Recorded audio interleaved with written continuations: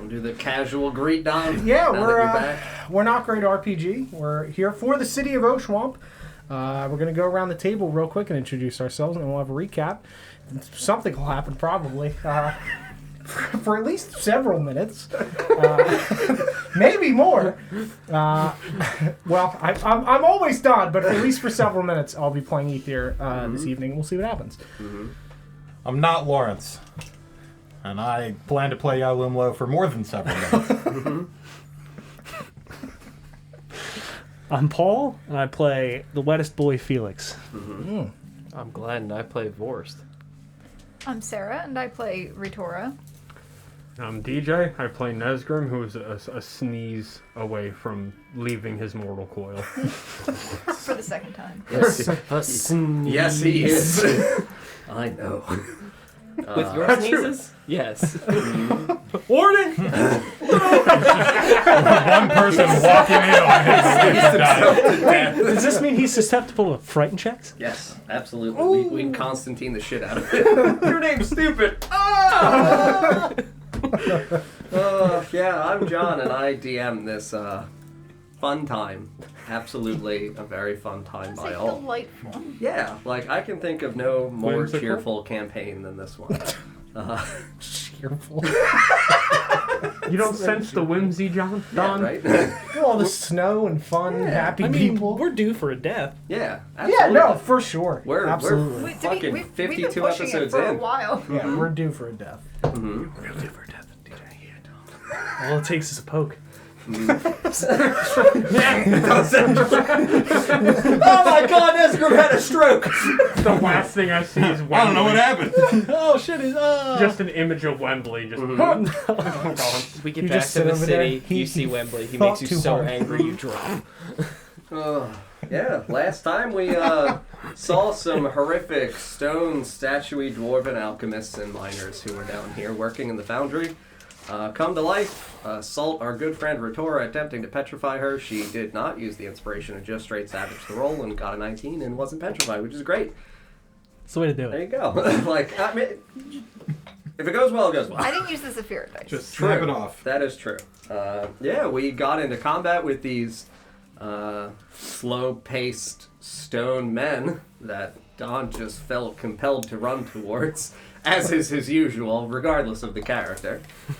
We beat the fuck out of the stone things, realizing that they were vulnerable indeed to bludgeoning damage, as they were made of, I guess you could say, a fragile stone, having been once individuals who were, well, I don't want to spoil things. It's a nice shale. Yeah.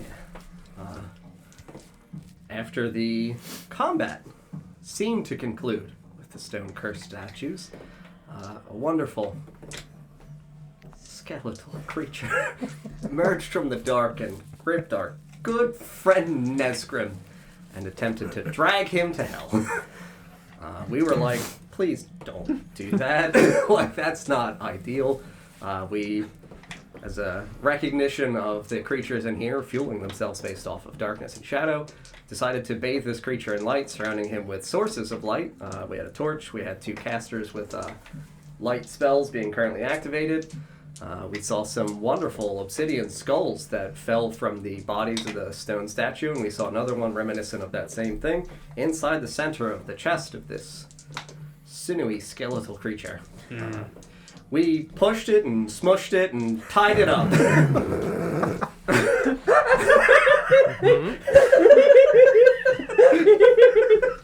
I gotta make him laugh before I kill him. It's the one service that I, as the DM, am obligated to perform. Gave him the old push and smoke. Yep. To be fair, it's not hard to make me giggle. That's true. So you're saying these are his last rites? Yeah, right? He pusheth, he I got smusheth on high. You got it? Nice. Very good. Very good. Yeah, we had a couple of individuals work together to tie this creature up with one of the ropes that we had, attempting to drag it into the lava. Vorst jumping off of the heights of the dilapidated stone constructive smithery here around this source of lava, which was originally once mostly cracked over and I guess you could say like coagulated, now forming mostly a staple set of stone. But we fucking piled on it and just straight decided to, most of us piled onto it and decided to try to gangbang the skeleton into the lava pit. As one does. As one does. It's Dungeons and Dragons. You do what you can do. Sultry skeletons walking around. Uh-huh. Yeah, so Ethir utilized, after understanding the entity, at least in some regard, utilized the spell Light to attempt to shatter the obsidian skull inside of this thing. It shrieked in agony, and we continued to keep it restrained and grappled as best as we could on the lava. And as it died to Ethir's conjuration of light, and the bones began to part way, the stone beneath, or the stone crust on top of the lava broke apart, sizzling the wonderful polished bones of this creature. Before our good friends, the two who remained on top of this creature, Ethir and Nesgrim, began to plummet to their demise into fucking lava. You were saved, quote unquote, by our good companion here, For now. Mr. Ethir, For now. who with his seemingly last ditch effort, that 20 to toss of a water skin beneath your feet, and I, as a nice man, will not have it boil and burst at your feet and consume you in steam and flame. I could do that. Thank you I for, could very well do it. Thank you for not doing that.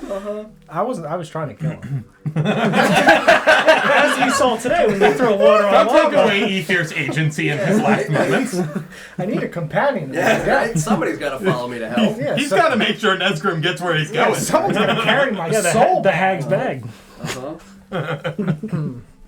Well, we are going to continue into this evening, still remaining inside of our current initiative order, in which Ethir's turn resulted in the demise of the boneclaw, the breakage of the crust. This lava broken for you. Take from it, Lawrence. What a terrible baptism this is for Ethir, dude. Holy shit. Like, good lord. Passing around the tray. Break it! Break it. We're passing around the tray. It's the, The church tray. Eat from it. yeah, Eat you from must- it. The you must water's consume. mine. No. Not Ethir, sorry. Is this you put coins It's in this? Ethir. There's a donation tray. There you go. Very good. Oh, great. Well, Thank you. I'll keep these things. to give you the beautiful scenic description of what Majesty lays before you, inside of this small triangular-shaped tip of lava, which is now once again fluid and deliciously waving towards my good friend Don, who is plummeting into lava as Mr. Nesgrim finds a brief moment of sure footing on a cracked piece of crust and the actual, I guess, incredibly dense goat skin that a fucking water skin is made of, gives you pause and respite for a second. And everyone else watches as Ethir's feet touch the lava.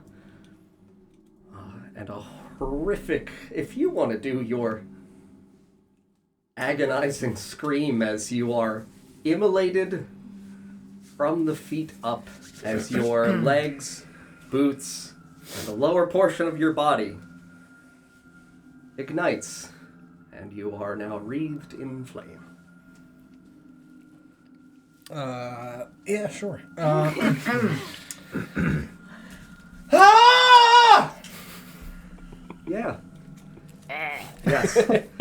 You watch as Ethir is about to his ankles plummet into this lava. It is obviously a very dense, viscous substance, and you do not sink. However, I have told you the amount of fire damage you take. Mm-hmm. And you all watch as Ethir, wreathed in flame, immolating as it rises up his waist, goes limp, motionless.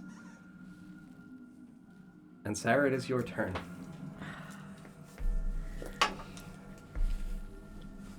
I will tell you that Nesgrim is currently on unsteady ground. And for an amount of time that to you is indiscernible how safe he genuinely is. And Ethir is currently on fire in lava. How's my rope looking? Oh, 100% inflamed. It is as well. Absolutely. Mostly cindered and ash immediately. Just from the intensity of the heat of this glorious lava.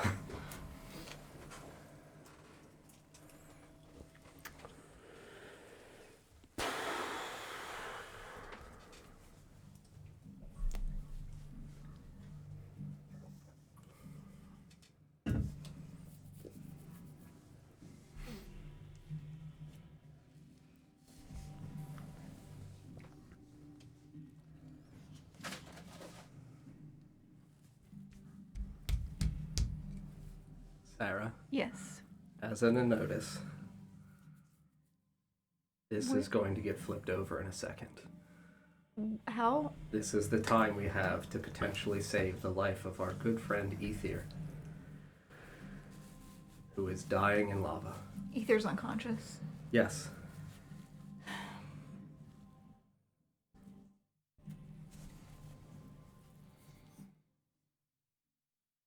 I would say that you would be capable of saying them now as you are Sure. falling unconscious. Mm-hmm. I think that that is definitely fitting. Yeah, as I'm sinking into the lava, dying and falling unconscious, I'm gonna lock eyes with Vorst. Don't let her die. And just look at Ritora and then collapse. Is how far into is this? That is okay, accurate. That's accurate. Yes. So, can I try to reach over and with my quarterstaff, hook onto a piece of Ethir's clothing? That is not currently on fire, ideally. Yeah, something on Sure. the upper. Yes. You can make a dexterity check.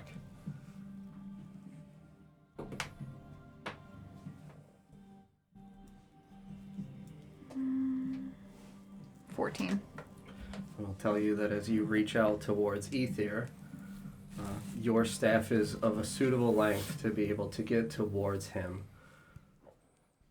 I can think of sincerely, despite wanting to be as polite as I can be, nothing on your person that would theoretically be hookable. If you genuinely believe there is a thing that Ethir would be wearing that would not have immediately been caught in this immolating fire, anything metallic, No, I don't think so. I don't believe you wear a necklace or anything of the sort. He does, but it's leather, so it would have just... Yeah.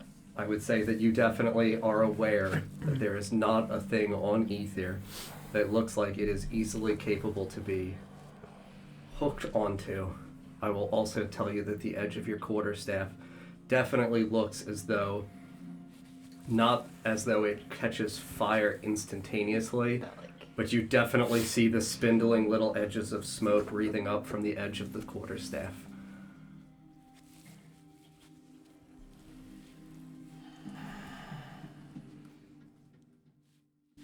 I think that's. You think that's it for you? I think that's all I have. Okay. I'll. I guess step out of the way or prepare to get out of the way if anyone else tries to. Absolutely. Lawrence, you're up, and then DJ, you will be on deck. I don't have any way to pull him out without catching a blaze myself. I'm gonna get down and dig a water skin out of my bag and ready to put out the flames if somebody can get him out of there. I'm gonna turn to Felix. Is there anything you can do? And I'm just gonna ready my action to. DJ. Please, for me, at the start of your turn, make a dexterity saving throw. We'll give you inspiration. So advantage? Yes.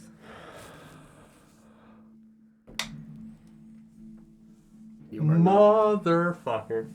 You are not in a large pool of lava. 5. Yeah. I will tell you I rolled 5 on both dice. that as you are able to just barely get your knees onto the edge here, as you had only been maybe an inch or so, this was not a difficult thing. This was exclusively if you, in some magical way, rolled 2 nat 1s. I would not feel terrible in an instance like that. Sure. You collapse on your knees and fall out of the lava. Okay. I will say that you fall prone in that area. I will say that falling only took 5 feet of your total movement. To stand, it would take half of your movement.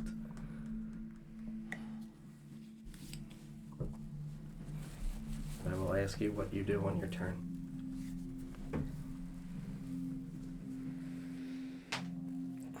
And I will tell you if you don't have anything to pass the torch to someone else. Sure. The lava that I walked off of or fell off of, rather. The crust is mostly broken now, and it is once more fluid-moving lava. The crust broke as your stepping cracked it. Okay, so there is no more crust there. Correct. At all. Okay.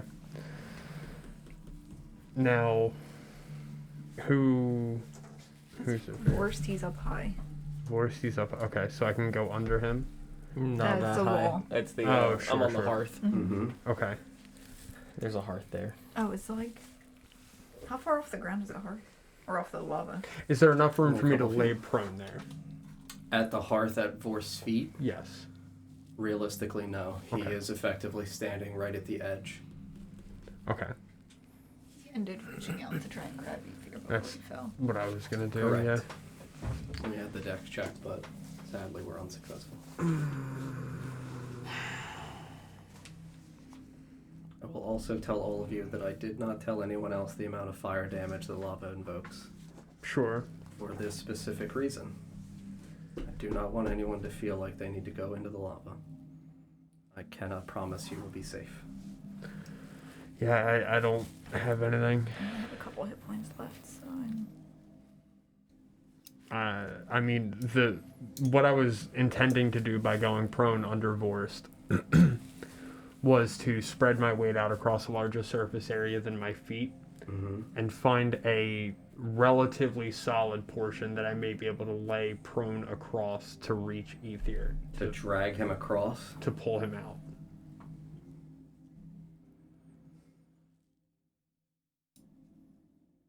I will tell you that I will let you do that, and I will remind you that you are absolutely at 1 hit point and wounded 3, Sure. and that there are other people still available who can potentially do that. If you would like to recommend that to another player at the table, I am fine with that. Sure. That's what I'll do then, is pull myself out and stand up and just try laying to reach him so you don't go through. And Glenn, we come to you. All you are on deck. I'm gonna go ahead and stow my sword that I believe I had out a second ago. Yep. And I'm gonna retrieve my rope with the grappling hook. Can't see it. Oh, sorry. Yeah, I'm gonna retrieve my rope with the grappling hook, and I'm gonna fasten a lasso Mm-hmm. out of it, and I'm going to attempt to rope his upper portion, pull him up and out.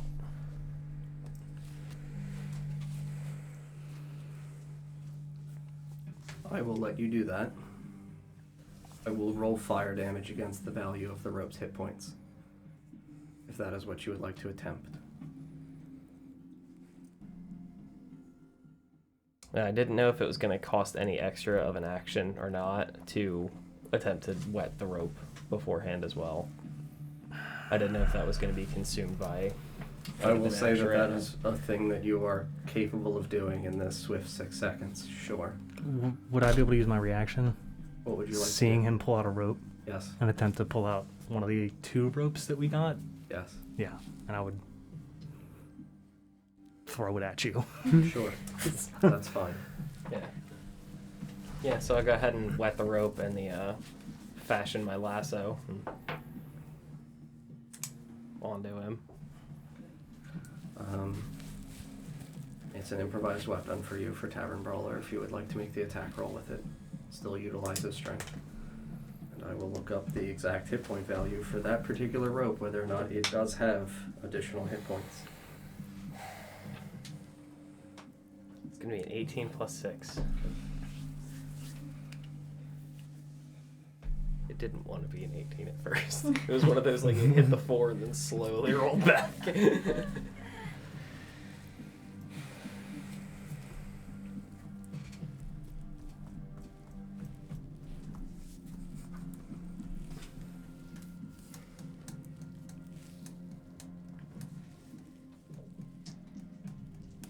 And he had collapsed directly in front of me, correct? He is not far from you. All right.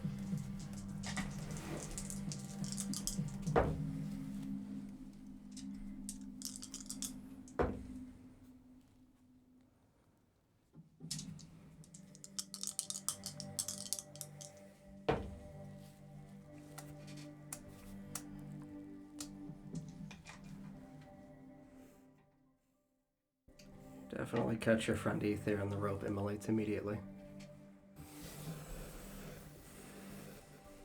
Hooks around him, strikes the lava, and the entire depth and extension of the rope that touches it straight to immolating hell. Is he still within arm's reach of me? Like, distance-wise? Like, he is right in front of me, Yes. and he is on fire. Yes. I am going to pass the torch because you did several things. Yep. Thing you can do, toss the rope. So being as that I am out of magical energy, Yes. I I will tell you that inside of the wild magical region, if you would like to restore side points, that is a thing that we can do at the cost of a level of exhaustion and a shrinking of the burnout die. okay. Would it shrink before I roll?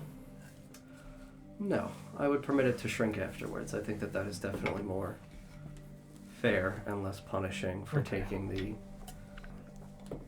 How many side detriment. points would I get for the level of exhaustion, I guess? Would it be a 1-to-1? I mean...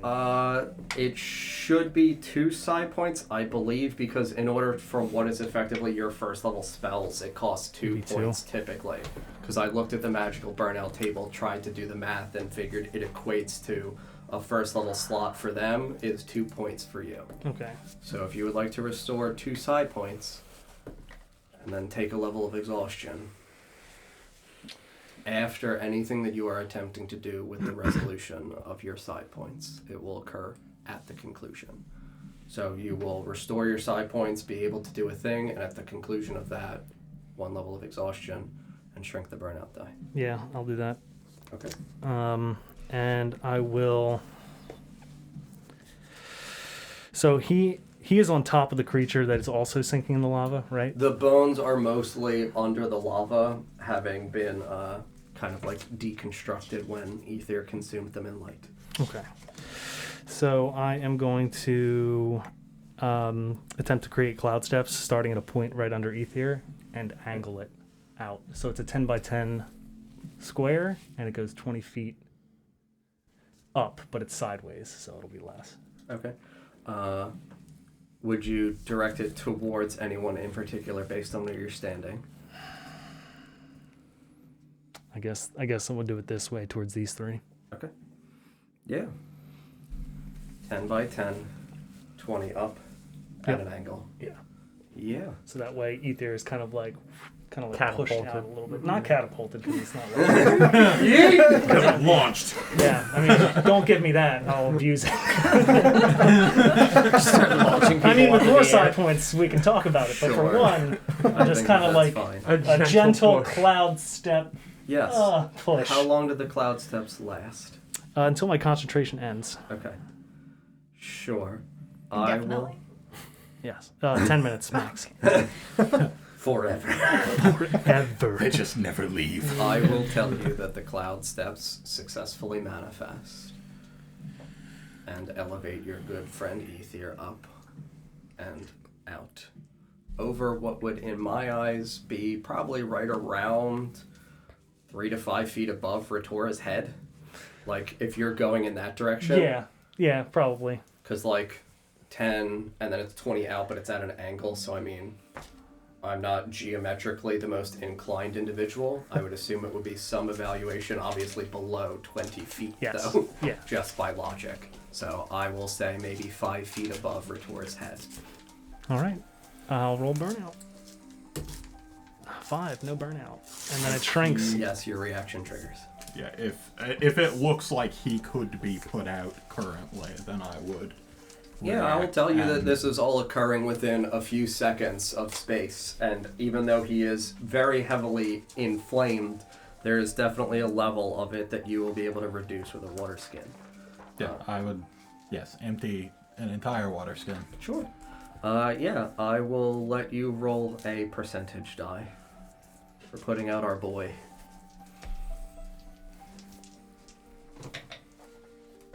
$23.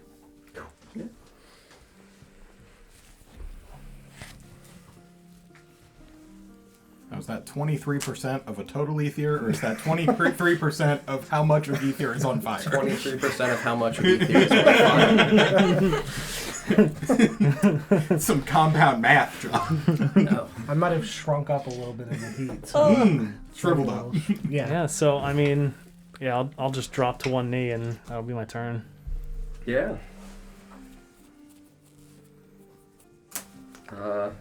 Well, we got one more good boy here. Hey, somebody move him out of love. Get him out Yeah, of here. please. He's next to. Get him he's out. next to Ritora. And So a little bit in the did it air. move him Yeah. physically? Yes. Yes. Up and out. It can carry him. Oh, cool. Can't make cloud escalators though, right? Yeah, I mean, Yeah, I want to.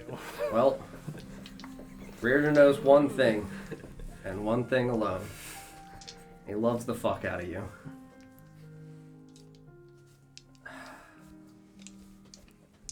Well, I can think of no better way that Reardon would think to put this fire out than by dropping to his knees, pulling out a water skin, dumping it on himself, and rolling with you. Oh, Taking stock drop and my roll to a burned whole new bones. level. Correct. Hey, at least you're not bleeding. The wounds would have cauterized immediately. Technically not bloody. It's good. He's stabilized. Slowly missing, you know, Crispy. Man, missing flesh and bone. you know what's great? When I roll well for NPCs when it's not in combat. Because we needed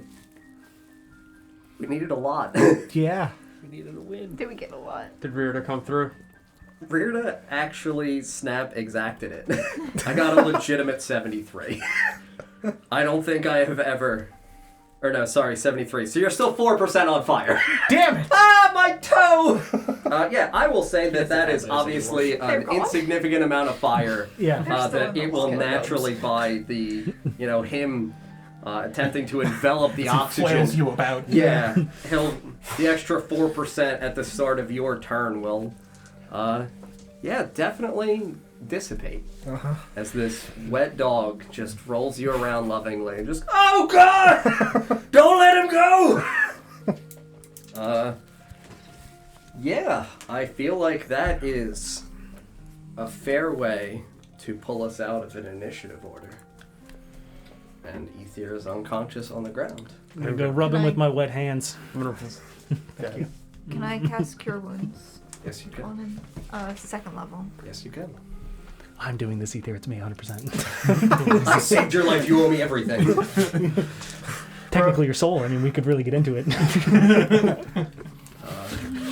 And Go you can carry see my that Hags aren't the only ones with ambition. Ether is horrifically burned and scarred. A lot of his clothes are tattered. Is he whole? He is 15 points. whole-ish. I will definitely tell you that the lower part of his legs that were immersed in the lava definitely look like they are blackened. But they're there. They're there. Okay. Yeah. Sarah, you restore 15 health I to rolled our... a 4 on my burnout. Do I? Second level. Do I have to roll a higher, like anything more? Okay.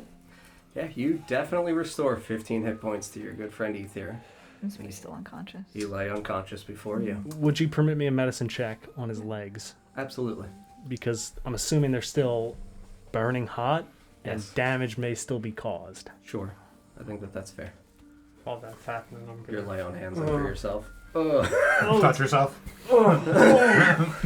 It is a crisp 5. Hot feet. No, I would tell you that you would... I've never seen elf toes. Damn. He walks over, points at you. Ethir's got to start an OnlyFans. Only feet. Only feet. Give me the feet. Yeah, I will tell you with the 5, you would discern that even if there is an instancing of damaging that's going to occur to him, it would be incredibly minimal and not something that would be after Ritora is healing him life-threatening. Okay. Good. Good. Didn't want to snap off another level of exhaustion. Mm-hmm. Yes. Mm-hmm. Yeah, Ethir is unconscious as fuck. I will tell you that around you there was, in the corner, towards Glenside in this area, there's a fucking cart, and there is a few piles of what looks like scattered valuables and scrap metals and gems and things around you guys. So, I don't know how we want to divvy up these tasks. I'm gonna go pick up Ethir. Carefully. Hey. I'm not gonna let you. I will attempt to stop him. Please. Bonus action, mastery of force, and get ready to back him off. 1, Cure Wounds on Nesgrim. Sure. He's gonna attempt to pick up Ethir. You come here 2, often? maybe Rirda. We need to get the Yeah. The the wet things. dog is currently still rolling around, just like licking the side of his face. My No more soap. flames. My soap. Whichever one of you carries him, we should get away from this lava. Yes. Rear to carry him to that cart over there. 11. Just like 11 points. pieces of Thank flesh, you. just like ball gum. Thank you. Oh, that's bad. Yes. And Brings him down. Nesgrim, Sorry, buddy. we need to get our things. I rolled I a like 7 on the loving burnout pets. for that one. I wanted to get Ethir first, but it looks like Rearda got him. I'll go get the shit. Yeah. I'll show him the way because I don't. Okay, for the Yeah, bridge because some of across. them aren't covered in coins. Correct. Yep. Does anyone else need healing? I'm good now. Shake my head. Fine, focus on them. How's Rirda? Rita is bloody. I'll Cure Wounds Rirda as well. Thank you. 5. What, John? What's happening? 5 to Rita. Yeah. Thank And you. then 7 on the burnout. Okay. You can't start this music and then ominously stare at me. Absolutely do that. Yeah, that's the get fucks. By the way. Rita hobbles on over. You lay a hand on him, restore some hit points to him. He just kind of gives you a glance as he looks over his shoulder, just Ethir unconscious in his arms. I don't fucking know what to do with him. I'm gonna put him in the cart and push. You don't have to push him quite yet. We have to go. We need to get the stuff and go. I really like Dwarven Ruins, but not that much. Not when they burn Ethir alive. Oh, I'm also not even there. I'm gesturing you Yeah. like viciously at this point. Yeah, I'm going with Felix. Pack mule's on his way to pick up his pack.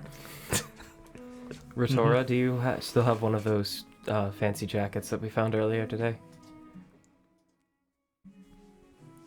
Because I know we found extras. For the clothing? Yeah. Yes. I think, didn't we give them to everyone? That It was Reardon me, needed you, some and clothing, Reardon, but there were yeah. definitely extra sets. Yeah. Because I would Fine. suggest taking one of the extras that we have and swaddling him like a big old baby. Mm-hmm. I mean, if we don't have that, I have a bedroll. Yeah. I would say Be just seeing yeah. you soon. Oh, good. wrap him up. You guys tend to him. Rearda, keep watch over the cart. Watch. Yellow Mo, you want to go and see Make if sure we to can lock the find door. close by? We should see if the rest of what we need is here, Yes, I agree. and then we should get out of this place. With haste. Yes. I will also, while we are dividing up the tasks, just reiterate, I know I didn't place it back out, but along the south central wall here, there were things in that general area, and then over into the corner to where Don's iPad would be, there were also things in that general area. Chests and other piles of gemstones and coins and things of that nature. So we have Felix and Nesgrim going over to cross the bridge to go back over to gather the pack. Rearda is currently putting Ethir inside of the cart that is in that corner. And then we've got Yalimlo who is doing... Vorst and I are going to look for some of the rest of what we need. Okay. See if it happens to be in this room before we bolt the fuck out of here. Mm-hmm. We need crushed amber, frost. We got the frost agate, right? That was. Or no, we got the ice diamonds. You got Ice the diamonds, ice yeah. diamonds. We need chrysoberyl. You also lost one of agate. your frost diamonds as entry into Felfarthen. Mm-hmm. And amber, yep. Mm-hmm. You guys need amber, frost agate, and chrysoberyl. So, Let us know when we're back.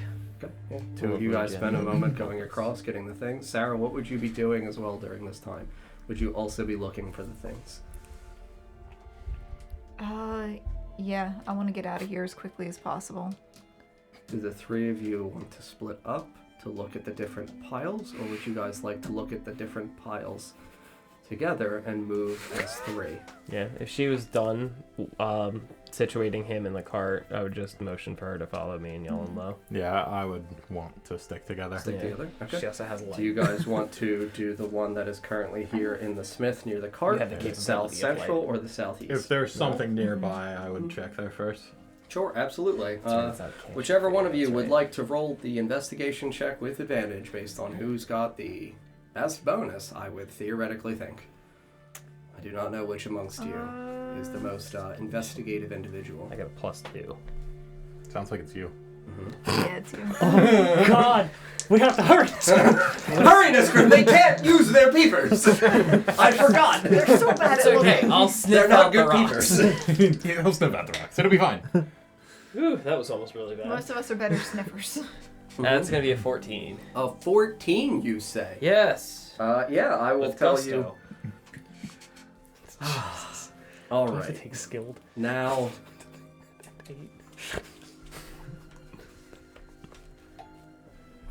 I genuinely don't recall whether or not you guys were educated on what visually some of the gems might look like.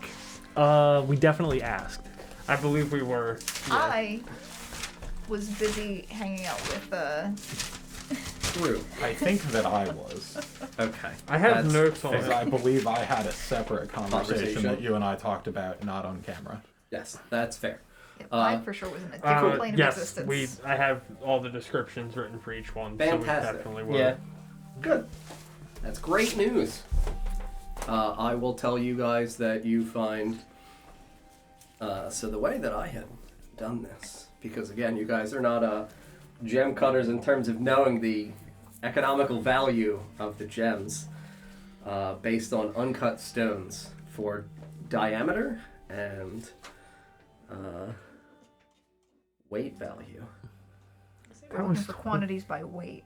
That was 26 episodes ago. Yeah. Mm-hmm. We've been in been a while. Felfarthen a long time. No, it was No, only we were in the woods for a while, too. Yeah, It you was guys only like spent 2 about days 8 ago, it was episodes, fine. 9 episodes in the woods, and was we 2 have days ago. spent like 10 It's like episodes inside of Felfarthen. It was like 2 days to get here. Yeah. Fantastic. So you guys, with knowing the descriptions, I will tell you that you find these are 1/4 inch in diameter uncut gems. They are 8 to an ounce. I will tell you that you find 15 ones of amber, 10 of frost agate, 10 of chrysoberyl, and then you also find 5 that are a curious purple color, and 5 that are a yellow with a nice vertical black line in the center for like a cat's eye. Ooh. Yes. Or like a bumblebee. Or a bumblebee. What a fun thing to say. Stone is called cat's eye, TJ. Or a bumblebee. Yellow on either side with a black stripe in the middle. I can't be the only one who pictured a bee. You are. And I feel comfortable saying that. You are. He said cat's eye, and the rest of us knew what that was, and nobody thought about bees but you. I loved it. Not even Glenn. Like a bumblebee. I often Just think sounded it's so happy. It made me happy. It's fucking canon now, too. You've got the bumblebee stone! Oh, like a bumblebee. Nesgrim, it's a cat's eye. What can you tell me about the bumblebee I can't be stones? the only one that thought about bumblebees. You are. just love bees. We're walking back to the city, you're just like... Just yells it across the chasm. Oh, like a bumblebee. find any of Guys, we those found a yellow stone with a black line in it. It's called cat's eye. You mean bumblebee? They're uncultured, I know. I stand by what I said. You said it was 8 to an ounce? Yes. Okay. That was just what we found over here. ounces Correct. to grams? Mm-hmm. Oh no, I don't know. Why are we using the versions. metric system? Grody. I mean, we we'll can. figure it out. Yeah. Math Like- exists, it's fine. I didn't know in Beyond it was going to classify as grams. Well, that's just what I have written. Oh, Oh, As sure. grams for the quantities that we need. Teddy grams. I'm sorry. Which is weird because I have ounces for the You heard me. Yeah. herbs, but I have grams for the. Did I tell you grams or did I tell you gold piece value? I think it was Maybe gold gold. piece value. That might be gold. That's gold piece value, Okay. not grams. I was like, when the fuck did I ever say grams? That makes sense now. Yeah, that's like the opposite of what I would have gone for. Yeah, no, next that's level. gold. Yeah, like, why am I gonna be like, I'm gonna fuck you Okay. guys up on the math? Fuck the combats and all the other interesting stories. You're not even gem cutters, but if you can do the math, you sure fucking can't now. Gotta learn, bitches. Yes, that is what you find in that general area. Kalumo pulls out his phone. I will also tell you that this is an area for an armory. What is it? Sure. Please help. Would I see anything along my walk over to Felix? Yeah, me and him are skipping. Let's go. That you are passing inside of here? No. Sure. This stuff is in this corner within this piling of stuff. Your wing's still out? Thanks, Don. Got him. I will tell you as well. That makes me very happy. Bumblebee J. Oh my god. DJ sounded way too excited for that one. Like a cat's eye. Now Buzz, buzz, right? Buzz, motherfucker. put a cat's eye on the body. A bee with cat The eyes. three of you who are standing in here while you are perusing this general area, I will tell you as another thing that stands out for you, a small, or sorry, I already gave you that. You see 2 sets of what look like very nice quality, a shinier version of silver splint mail armor. I'll tell you guys that you would recognize this as the same kind of material composition as the orb that was inside of the hand of Dumar in the wonderful play that was performed. Like the same armor they were wearing type of thing. Yeah.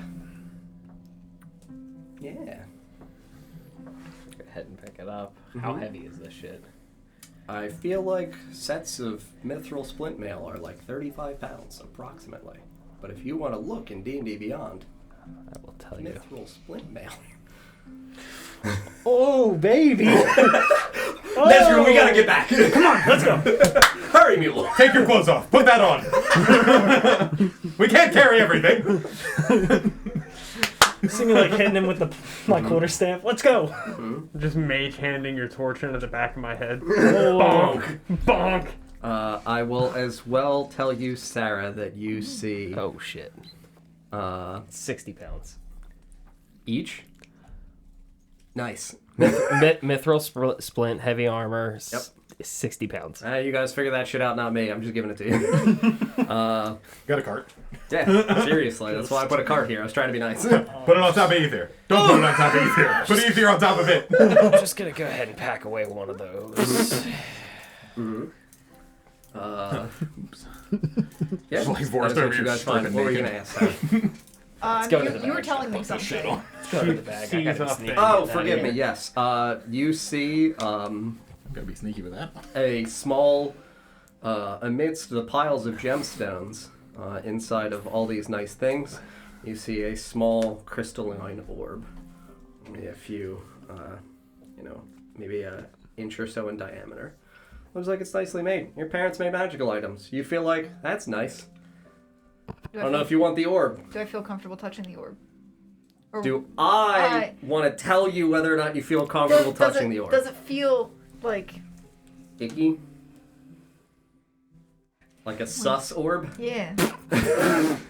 You can roll for... Did it vent? Yeah, you can roll for like an arcana or a history check if you want to suss out this orb. You can. In mithril? Yeah, that's what it does. Oh.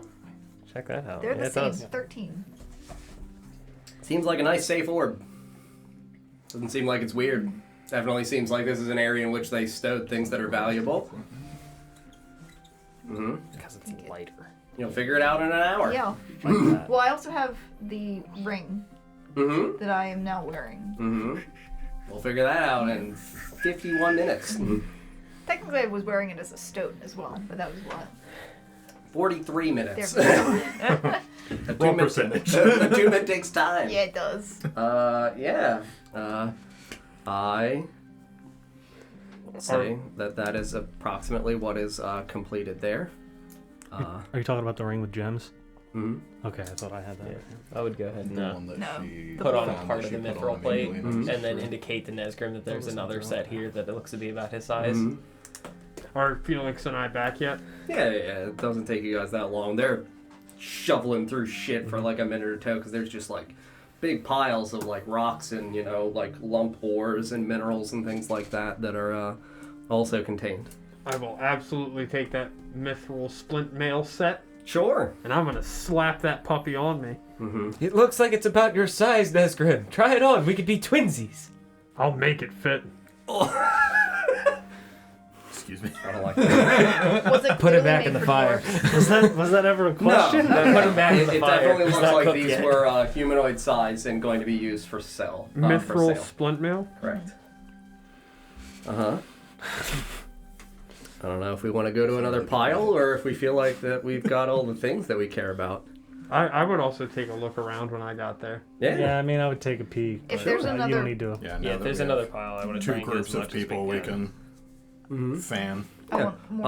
I'll permit Paul, if you want to do the investigation check with advantage, he can be helping you. You are definitely going to be the better investigation bump. Yeah, we'll see. Actually, I think I have a pretty high investigation. He's an in character. No, I don't. You're like wisdom and charisma, right? Mhm. Wisdom. So 17. Wait, let me double. Yeah, 17. 17, I'll tell you that there's another cool looking fucking orb. Feels pretty safe to you. Yeah, I'll also definitely gonna touch it with my bare hands. Yeah. Bare hands? Wet hands. You immediately Oh no. slide the slippery fingers around. Drop it. Ah! Ooh, orb. Yeah, no, it's a nice orb. Give it one of these. Yeah. Or Plus just nice like- orb. Yeah. Just a nice crystalline orb. Pretty clear. Doesn't look like there's anything inside of it as you sit here with it. That is a nice orb. I'll also tell you that it looks like there are...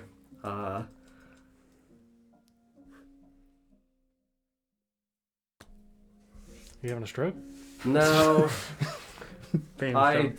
I said are, but it should be is, because I was like, technically there are cards, but there is a deck of cards that looks like it is kind of like a law, kept in like a nice, tidy corner. Is it like similar to the deck of cards? I think I picked up a deck Throw of cards that in the earlier. fire. You did. Okay, is it similar to that? Yeah. Yeah, I'll pick those up. Nice. Throw those. You're in gonna the have a fire. nice deck of cards. Nice deck of cards. Okay. Pull one We'll out figure of there. those out as well in the future. I don't trust those at all. I love them. That's meta. They're gonna be great. It's fine. We're gonna have a very fun time with them. Just go ahead and pull one out now. Gonna have poker night when we get back. Oh yeah. Oh my god! Who's dealing? Aces That's are wild, you're I'm dealing. dealing. Hold on. Cool. So we want to split up into the other two piles? Sure. Yeah. Yeah. As quickly as possible. Sure. So 3 and 2 again. Mm-hmm. Weird just gonna like stare at Ethir. Hungrily. He's good. Me and Nesgrim will take the creepy corner. Okay. Yeah. So investigation checks with advantage, please, friends. Come on, Paul. Why is it so bad? 19. 19. Yeah. Yeah. 15. 15. Okay. Suck it in character. 10 and 11. Nick was keeping track of all the supplies. That's fine. They're in his bag. That's a blessing. They're there. Somehow, him. That they weren't in his bag? Yeah. Before he jumped into a pit of lava. We responsibly gave them to the guy that wanted to jump over a cliff. You set him down. Cool. He didn't Yeah, bring exactly. He's responsible. So for the 19, I'll tell you. For the 19, Glenn, I will tell you that in this pile of nice stuff, it's in, like a couple small chests and little boxes and shit around here. I'll tell you that you find a total of 120 gold.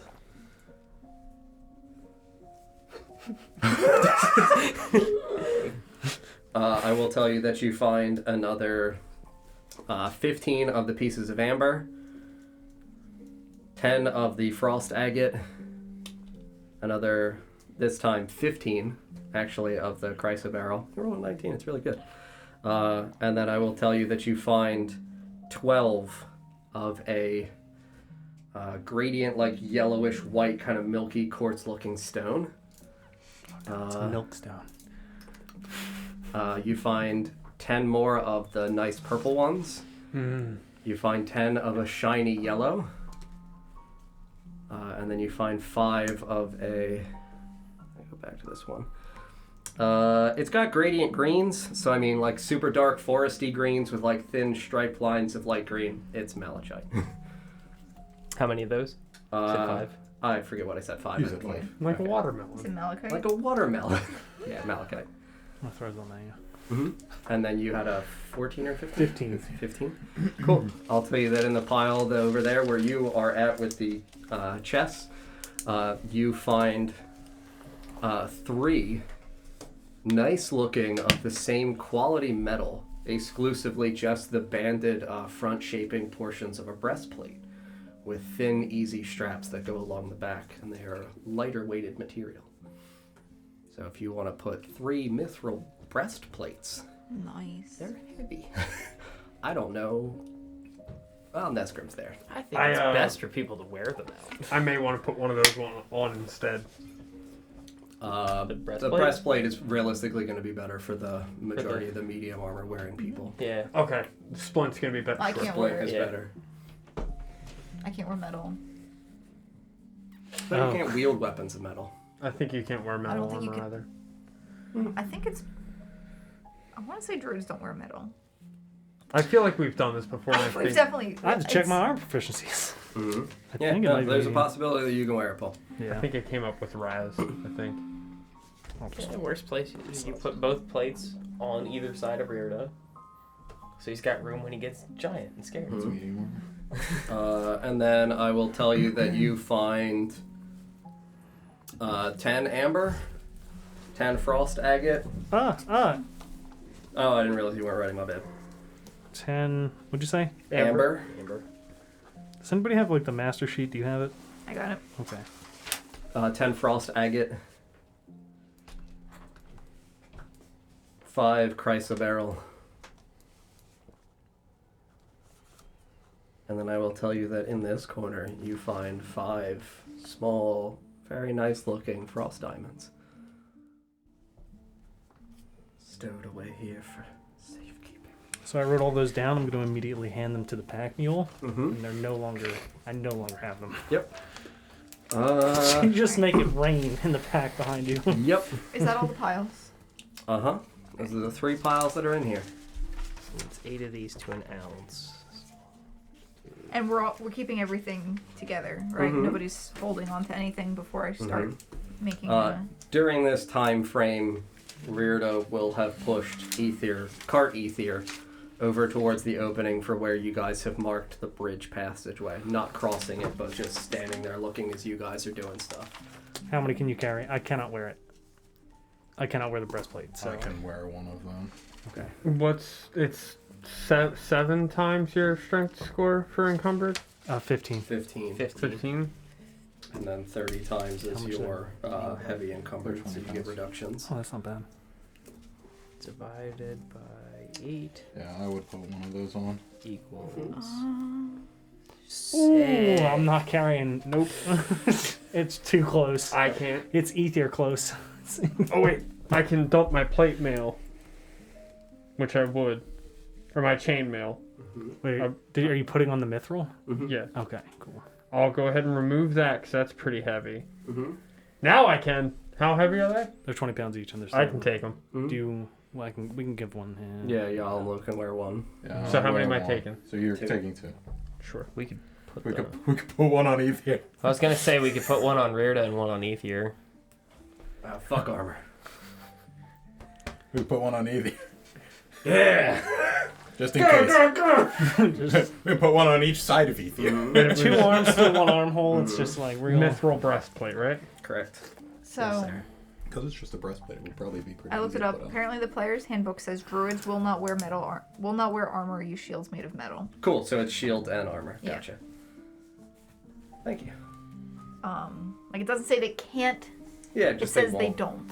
It's entirely up to you if you feel like Retor has gone through enough shit. I mean, Just because Yeah, a that's BHB a says role it. play thing. Like, that's entirely up to you. Not an actual it would feel mechanical yucky. thing. She might wear it to get it out of to get it out of Felfar then. Sure.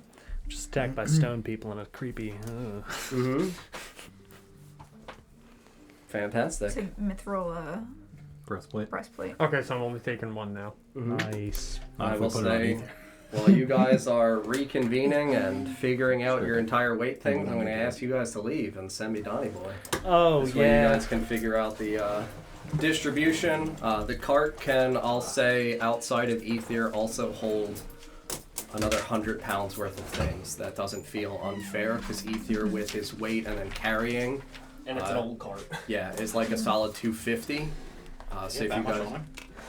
he's gonna weigh like 160, 170, and then he had Sure, like and he had- 75-ish pounds on him for Yeah, I was carrying. gonna say he wasn't carrying much because he'd been weekend. Yes. But yeah, I guess that's fair. Mm-hmm. Want to let John come in and then go to the bathroom? You can lock the door. Probably not, actually.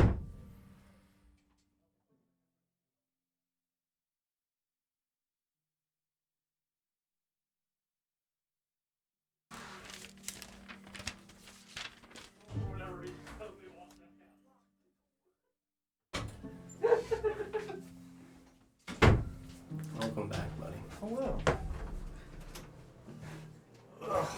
Well,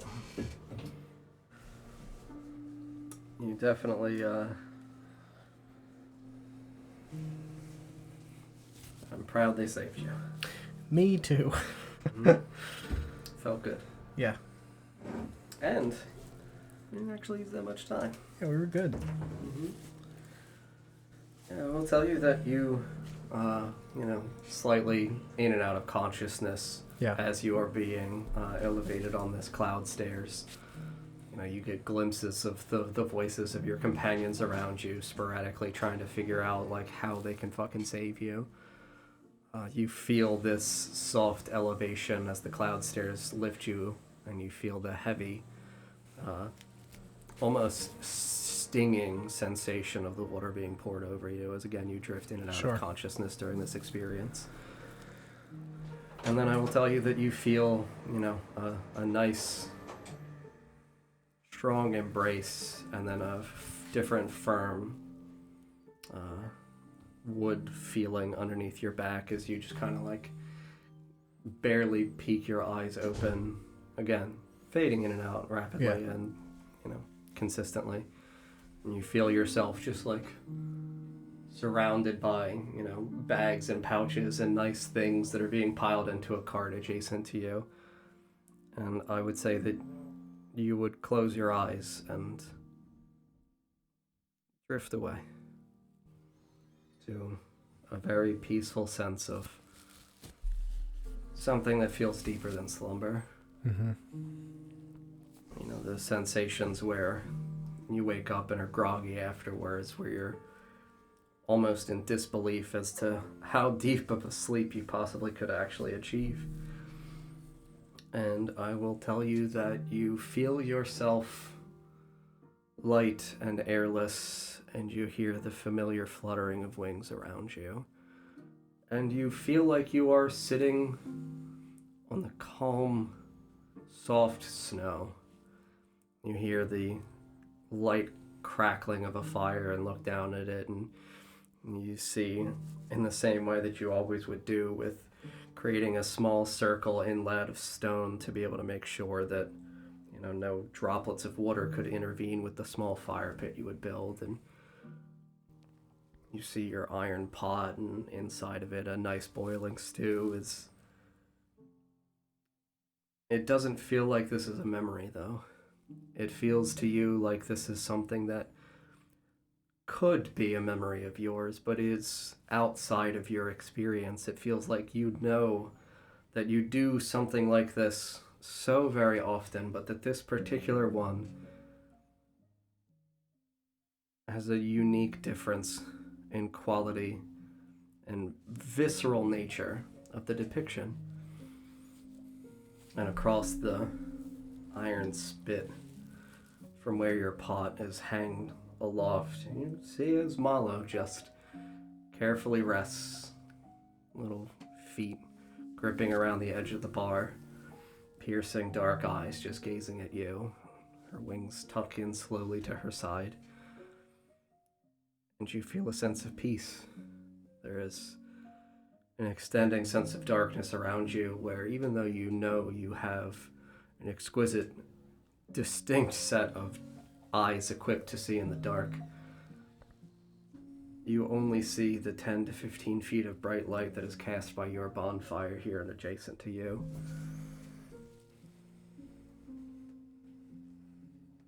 And then you hear the crunching of heavy footprints on snow. And you hear the soft gliding of a cloak as it just wisps along snow. Feels like there is fur at the edge of it. It's ever so soft, but you hear it drag.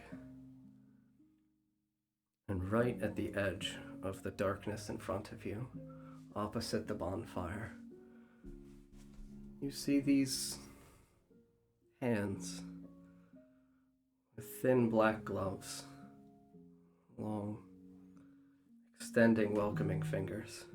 Just reach out from the darkness. You see just the hint of pale white skin at the wrist, extending back into the forearm, sleek, slender arms.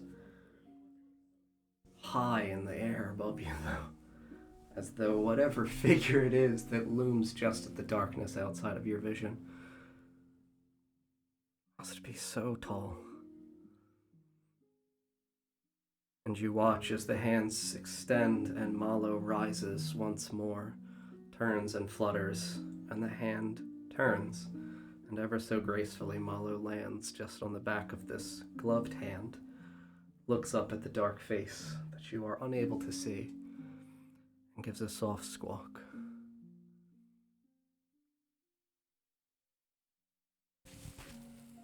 And ever so lightly, a very faint whisper. Malo continues to stare up into this dark mess.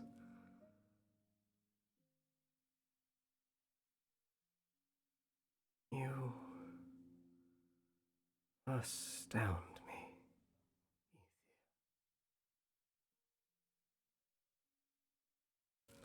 Who are you?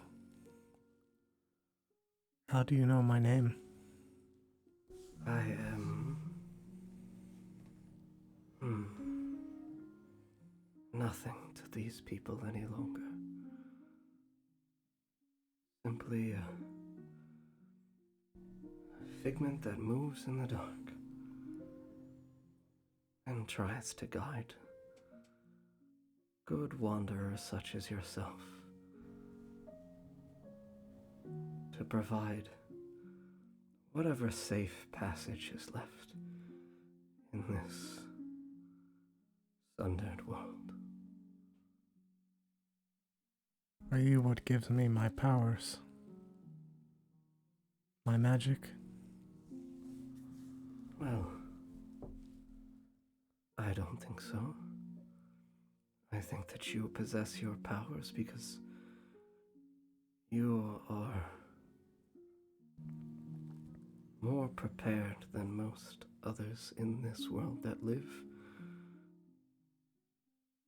to accept the turmoil that life brings with it and understand that, well, there is no such thing as a fitting death, an honorable death. It's just death. But you do all that you can to provide peace and respite to those deserving and ensure that no, well, wicked or malevolent souls find their way to a place that they don't belong. Yes, I try my best to judge people on how they've lived with what little information I can gather about those I do not know.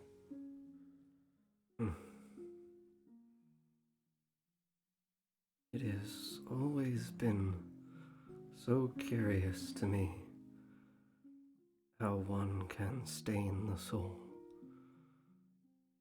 It is a language that few are capable of reading, but it seems someone has taught you very well.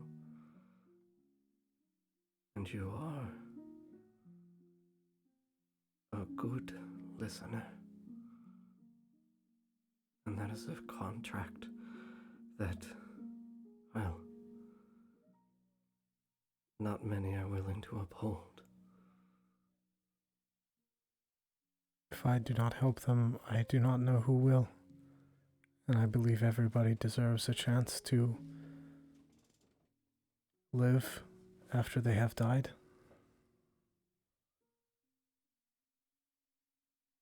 It is, well, not so much a sense of living any longer, or a period of waiting. What are they waiting for?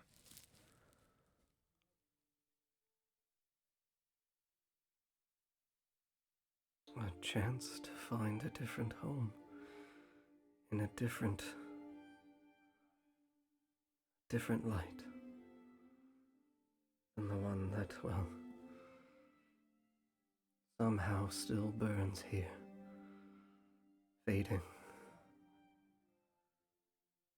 quickly.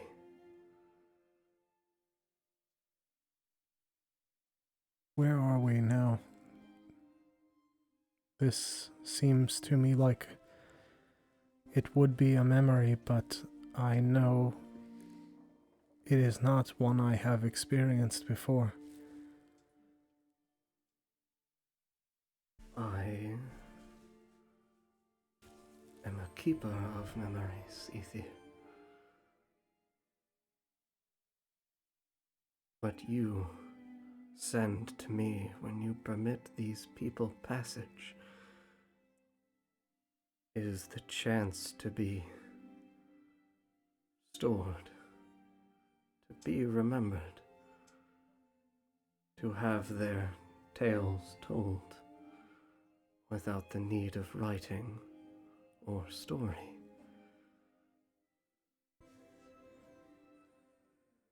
Like a legend? Something along those lines. Certainly. I could pluck from the waters any point I have stored, should I need to.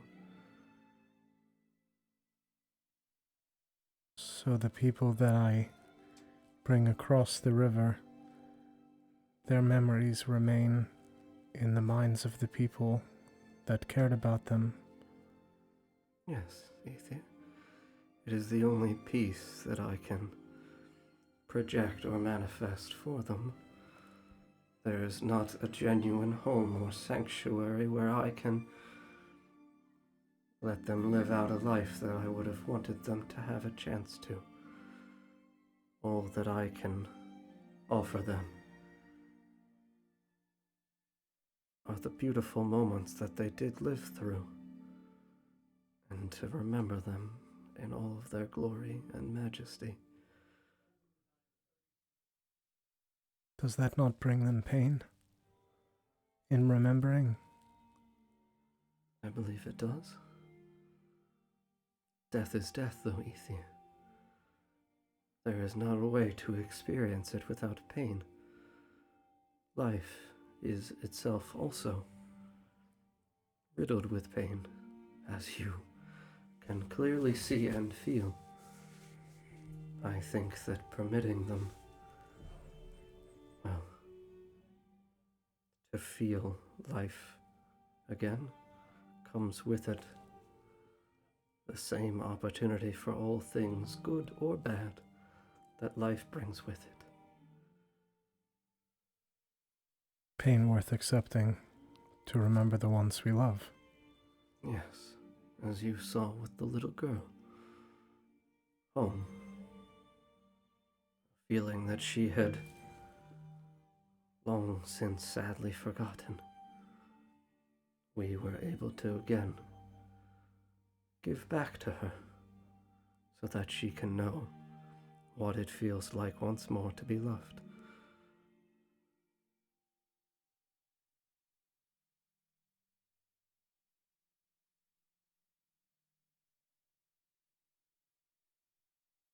I do not know if you eat, but if you are hungry, I have soup. I don't think that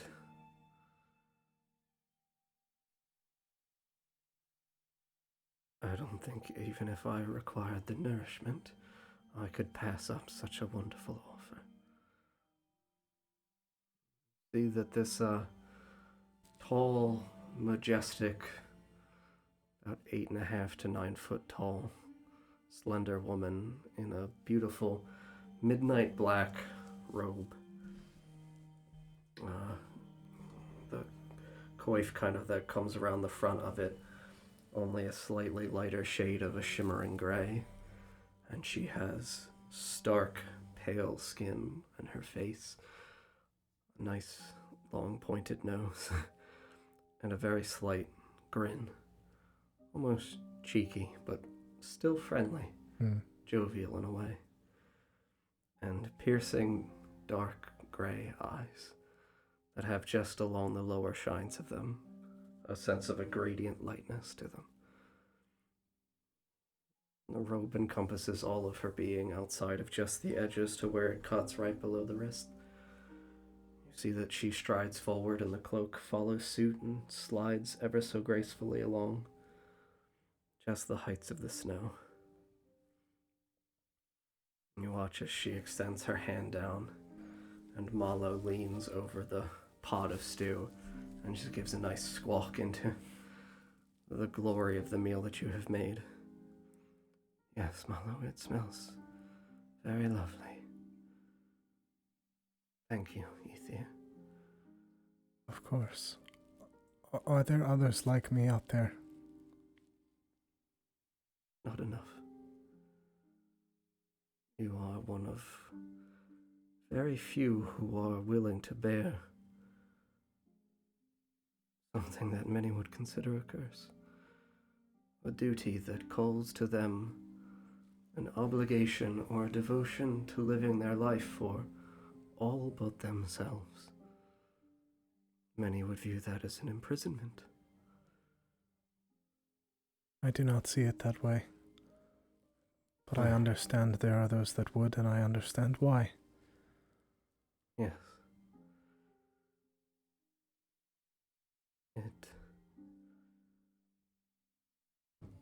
It is a duty that I am proud to present to individuals who are so deserving as you. There are very few left in this world who care for the nature of the soul any longer,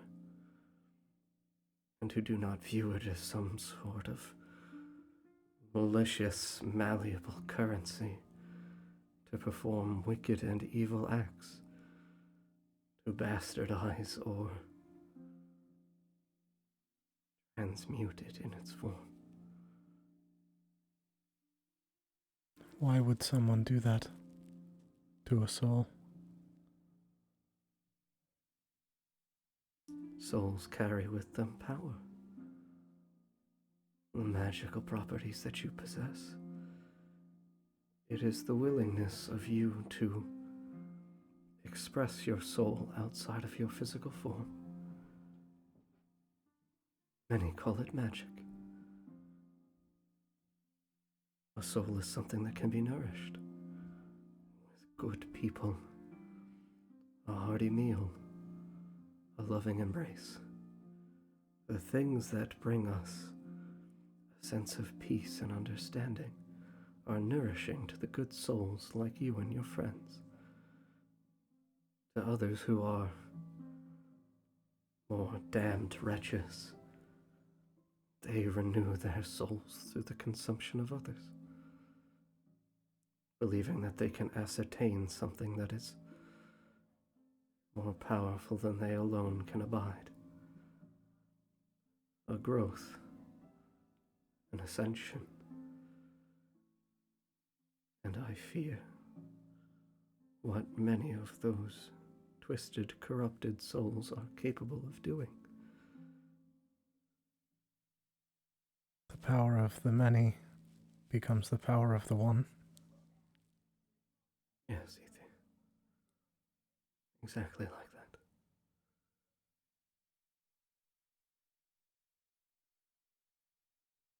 I will try to find these people and stop them. No one should abuse a soul in that way. I know you will. And I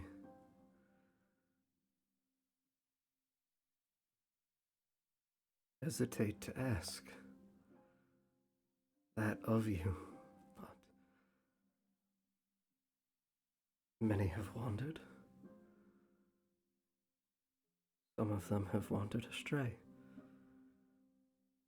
You have seen someone who did exactly this, who walked a path very close to yours, and simply found, and she looks around, that though I am most home in darkness, it is only because I need to be. The sight of me would, well, for many who do not understand me, would drive them mad. Thankfully, Ethir, you have come to understand me.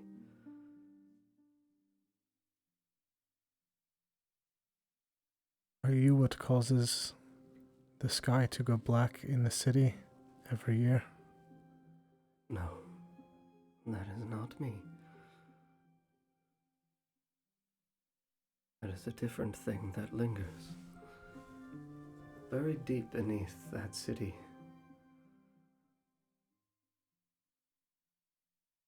Very wretched thing that happens.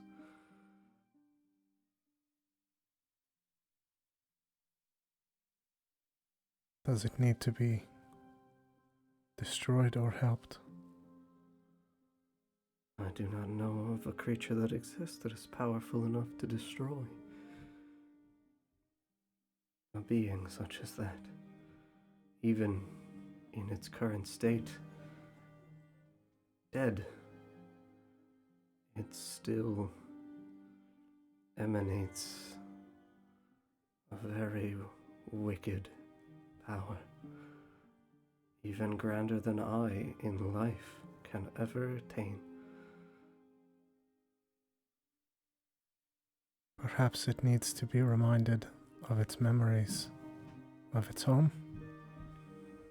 I do not control the memories of beings of a similar power or stature as I.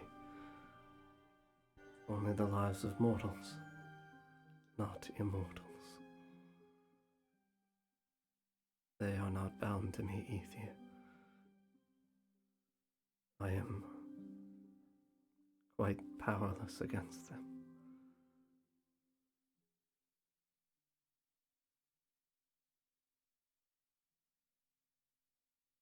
What must I do?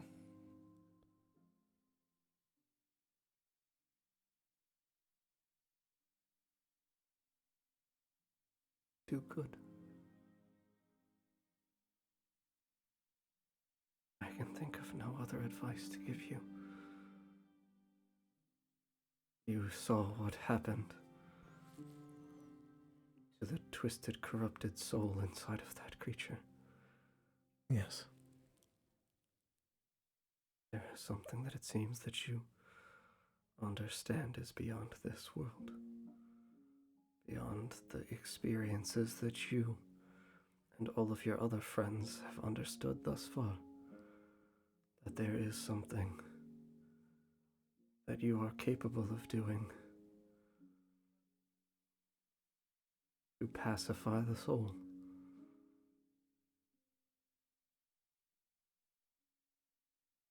I do not know if you will ever be powerful enough to do that to any of the things that lay buried here. But I believe that with the help of your friends, instead of one soul consuming many, perhaps many souls can change one. It is a terrible sacrifice and unfair to put upon you and your companions. It is not a trade that I can guarantee you will leave any of you as you were before you make it.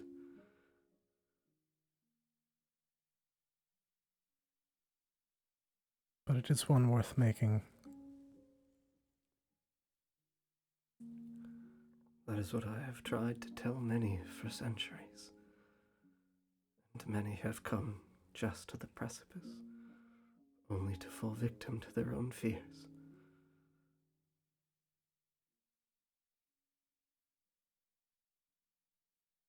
Many minds are afraid of death. Yes, they are, Ethir. They do not know what lies beyond. No. And in their desperation, they succumbed to wickedness. They cling to the life that they have. Yes.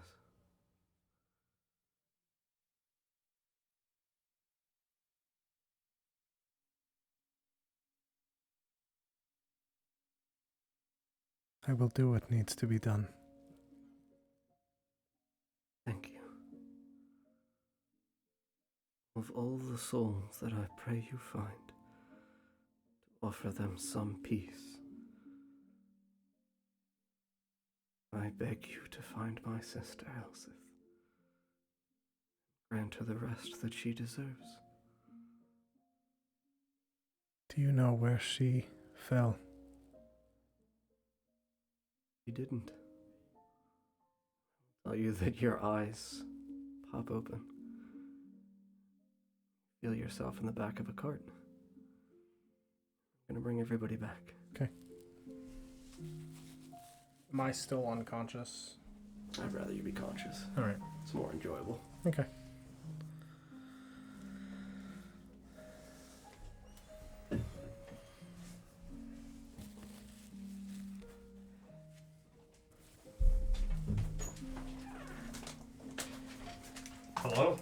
Hello. Hello. How were your dreams? Oh, great. Just me, or is it getting hot in here? Mm-hmm. Ethir's getting hot. It's definitely a little toasty. Are you No, I think that's just you, Paul. Nick, are you staying here? Mhm. I don't know how many frost diamonds or ice diamonds we have. Okay. I'm trying to figure that out. I Alright. can't find it in my notes. Yeah, I was only tracking herbs. Ethir's getting a little hot. I will tell you that as you guys reconvene back at Rearda at the car, you hear a very audible gasp from your good pal Ethir. Ethir, Yes. Welcome back. Thank you, Nesgrim. That was incredibly dangerous. And incredibly brave. Did what I had to. What I thought I had to do to save you. can you move? Barely. Bendel? Yeah, Rearda just like places one hand on the top of your head and just like ruffles your hair. No worries, buddy. I'm real good at pushing stuff. Thank you, Rhoda. Push you. Just wiggles the car a little bit. Yes, thank you, my friend. It's like a big hole over there. We go for kind of like a slide. I don't think No, so, thank you. Rita. Well, the ruins aren't that fun, I guess. No slides. Only ramps. Ramps can be slides if you're fast enough. Nope. Nope. We're not. Oh no, my god, he's a genius. No slides. Maybe slides later. Yeah. Yeah. Yes, maybe outside. What are we doing? We have to Going get outside? Out. We have to get out of here. Going outside? You wanna go outside? I don't want to go outside. He just instantly starts like involuntarily, like giddily shaking. Just, oh boy. All right. I don't know how to get there. Is it in the hole? No. Nope. Felix, you still have the map that you were working on? Felix is a little hot. I do. Pull out my map. Good. Ethir, Yes. considering most of your belongings were taken, I have my armor. If you wish to I'm just gonna pee and get water. You guys are good. have it, Oh, I'm over my carrying capacity. stick my hand out. Is it heavy? I can tell you. Not in a if you second. wear it. Take your clothes off. It'll be a lot lighter. Is it Whatever's not- left. It's light studded armor, 13 pounds. I might be fine, All right. but Yeah. not now, I think. You should rest. Save your strength. Did you find what you were looking for? All of the things that we needed? I'm gonna just take the Bag. sack and shake it. As much as there was in this room, Good. I don't think we can risk looking for more. We'll have to hope that it is enough. I hope so. We might need more for you after that's done. Yes. I found some extra gems as well. So even if we don't have enough, we might be able to buy some from somebody. Good. We're not going home hungry, that's for sure. But thank you for saving me. You're welcome. Thank you all for saving me. I do not know how you did so, but It was this close. I appreciate not burning to death. Felix did most of the lifting, believe it or not. Thank you, Felix. Just gonna wink at you and give you the smile. I thought I felt your wet hands as I flashed in and out of consciousness. I definitely healed you. That was me. The clammy wet hands of death. The wet was actually weird. Oh, okay. Just gonna look at Retora. That makes sense. He used his Oh, the stairs. Like you had used in the forest before. Yes, You look tired. Are you okay? I'm fine. Thank you. Of course. You would have done the same. Yes. You did. Go ahead and hand you a pouch with 20 gold in it. I know you're not one for silver. Oh god! Place it on his chest like Thor's hammer. You can't move this. And I'll set it in the cart next to you. Are you Thank you. able to carry the extra breastplate? I don't see why not. And I'll go ahead and give everybody 20 gold out of the gold that I had found. Oh, my cash bones. Cash for bones. Perhaps I can Bones buy are their money. some Treasured new skeleton. clothing when we get out of here. You can buy yourself some new shoes as a start. Yes. They are gone. I hope you didn't like those ones too much. I did not. What of my stuff is burned? Oh boy.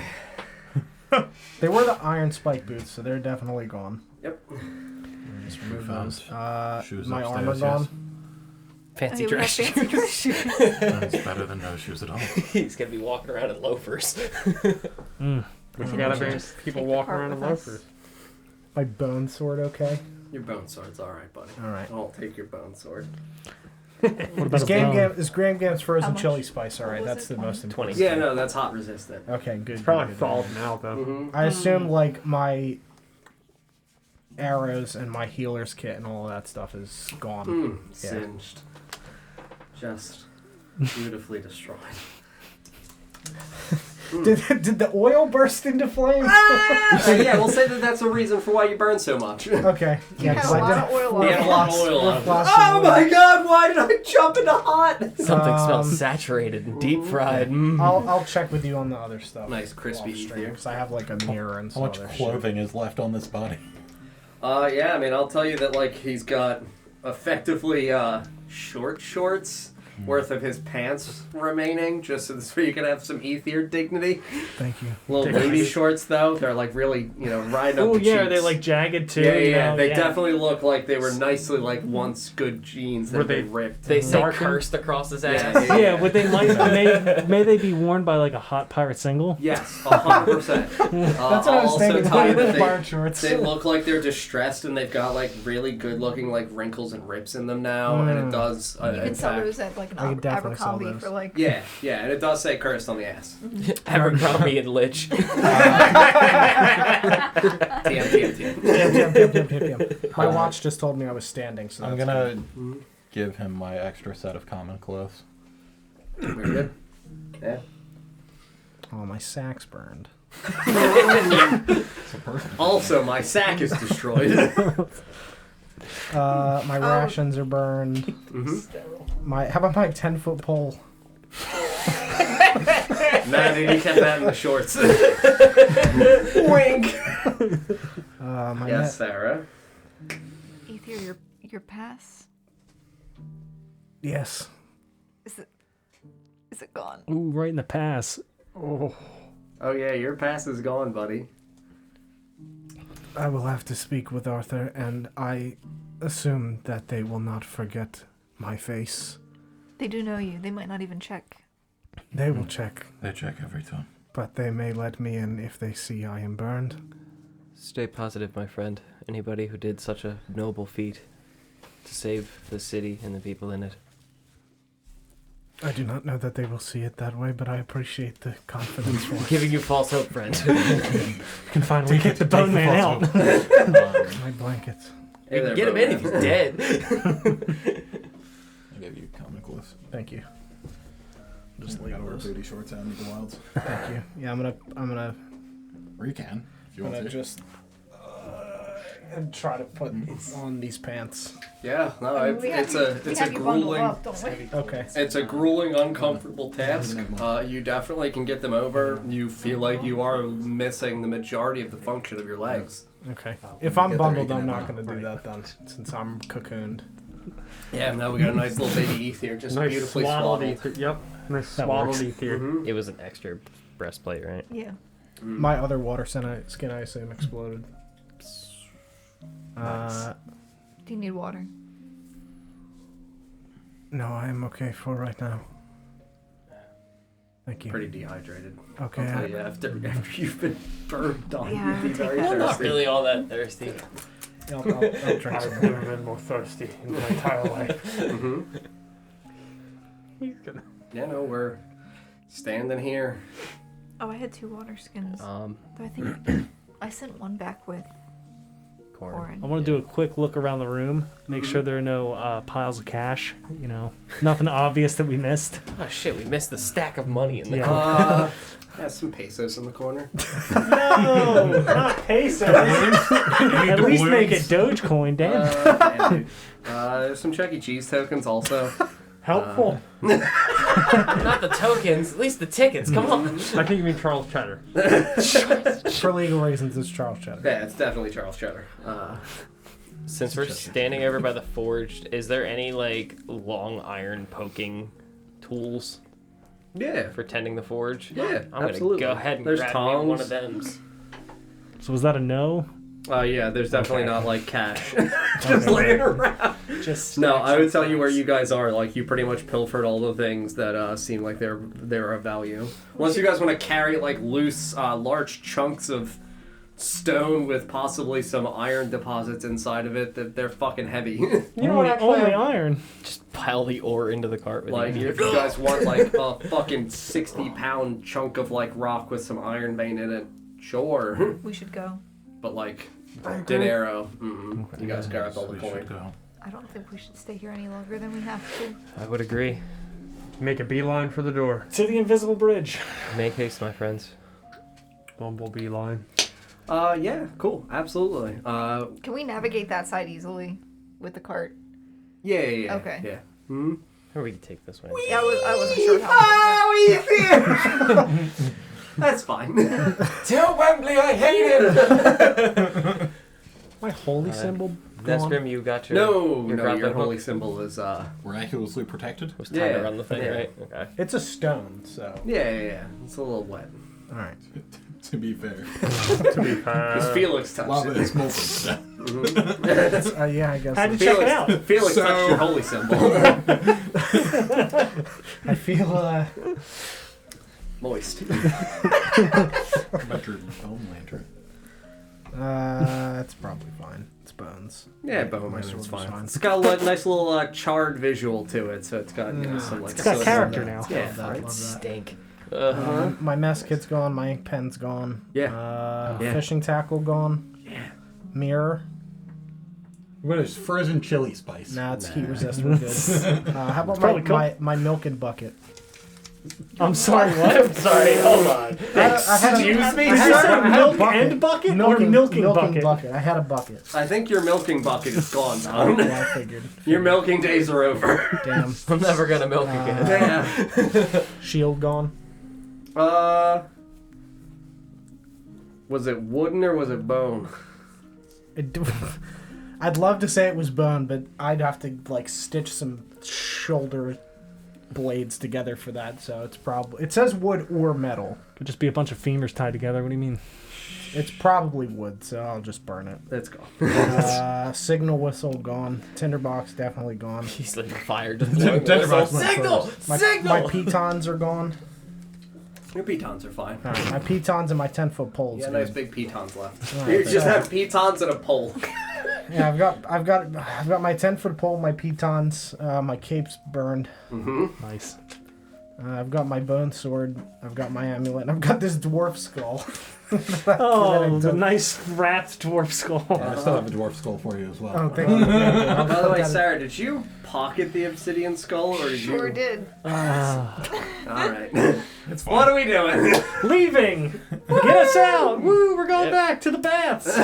Or no, it's the theater, excuse me. Yeah. I guess I should put that in my inventory, shouldn't I? Yeah. Small obsidian skull. Yep. That's definitely not going to come up ever again. Nope. Why would it? Oh. When you say small, It wasn't like that baseball size, Yeah. softball size. Softball. big. Not dwarf size. It was not an actual skull. Just a You wind it up. nice little happy thing to be holding on to as we Leave. Like 100% Retor's just Good news is forgotten you're that rich she's put it in her enough to pocket. use She's gonna be taking it somewhere. That's why I asked. I just It's can't. like- I just can't wait to give you a lecture. Like- Like this, I'm just gonna sit Retor down. You gotta not take things and stab people. Yeah, I'm gonna. Oh, what? Oh, what? Who have I stabbed? Adrian. Adrian. It's fine. You deserved it. Maybe don't do it in a magical binding circle. He told me Like He that. practically begged for it. Listen, the lecture's later. Let's move. Let's get the I fuck think out he of more here. than begged for. Yeah, we began crossing the old illusory bridge. That's fine. Just wiggle, zoomy your way across. I'd say we're Are you making picking up the haste. coins behind Do you need a us? walking order or? Not for the bridge, Great. for when we get upstairs. Swear. Escaping. I hope. Yeah, so I mean, the ramp ascending is sufficient width to be able to go with a certain amount of filing. And then we arrive back up into the Theater. nice stone room. Well, there is the precipice right before that. That is Ah. a small, like, reception area where there is a path that looks like it extends to the left that goes straight north. Let's go up. Huh? Yeah, we'll take that. Cool. Yeah, take that. Now what's our walking order? Is my strength still 5, by the way? You? Yeah! What's the light situation with people? I Like, don't who's know. got what lit? I have a light. We You have the definitely gotta lantern. know that, You have too. the Torch. Yep. I'd have light on my shield. shield. Did you? Oh no, light's not concentration, so it probably would still be upright. Hmm? Even if it was down, I would just. Well, you have to roll. You, me. It hasn't been an hour. Thank you, John. You're welcome. I know you're in agony. Her, Fucking D4 burnout Mhm. die. I know. I think you, her, then him. What Nez- No. Nezgrim needs to be No. in the middle. If he goes down, he's dead. Sure. If he yeah, sneezes too hard, he's dead. I will And cover. you're exhausted, I'll you be in the should not back. Be in the back. Okay. I'll be in the back. Yeah. What happens if my You. burnout die? Then you want to me? be up front with me? Then you, then the What happens card, if my burnout then die? Just- Nesgrim, then her. There then is me. none. Okay. Are we walking single file or 2 by There'll never be 2? a time where It's you're a- I'd imagine skinny 2 by hallway. 2. It's a skinny D4 hallway. is the smallest it can be. Good to know. Are we single file in this hallway? Yes. Yeah. Front. Sword drawn. Okay. It's Glenn, Paul, the cart, so Ethir, Rearder. Rearder right behind, Nesgrim. Nazgrim, Rotora, me. Just gonna. I'm bringing up Rearder's rear. Duh. As is tradition. Oh man, but Getting- if we take this getting way, right we up in can't there. get the stone piece. Damn. Maybe we can't get the stone dildo if we go this way. Oh no, the hallway collapsed! Oh, Shucks. darn! Back Oh, we to gotta go back to the private rooms now. Oh, look at that! There's a bed in the middle of the. Is that a wand on the floor? Oh wait, if we go back, The we can stone put a wall? mattress in the An car. uncorked bottle of fresh wine. It'll be real comfy on the ride. I'm probably not fresh anymore. Oh, It's had too much time to aerate. Mm. Oxidize. I'm sorry. About to get fresh. Well, So the thin path is fine then. Then it's going nowhere. That's good. Or is it actually collapsed? no, it's not collapsed. It's safe. I'm glad I made this map and then we're taking a different route. No, this Going is, north. Yeah, this is the toward- one. I know that where. takes I know us where back. it's. We think it leads. Mm-hmm. It's fine. The old super safe town. Well, Stop breathing like Wrap that. him in a cloak. I'll do this. Yeah. Bedroll. I'm bummed Bedroll, like a yeah. baby. Huh? He's in a bedroll, but yeah. Okay. Better not be mine. It's mine. Just in terms of his inventory, he's technically in possession of that. So I got plenty of weight Worst now. case, we throw a cloak over his head, and Okay, like, we're just 13 moving dirty pounds. laundry. So I'll take the bedroll out of my Sounds inventory. Yeah, I'll put it in mine. Look Cool. at this charred corpse we found in the woods. yeah, so we're going single file up this hallway, which is one that we had not previously traversed. Great. It's, comparable as you would stand at the opening of it, 5 foot wide, about 15 feet high. It's a little bit wider than 5 feet, but it's only like 6 to 7, so definitely not suitable enough for a 2x2 walking. Enough order. for a swing if I need. Absolutely. Yep.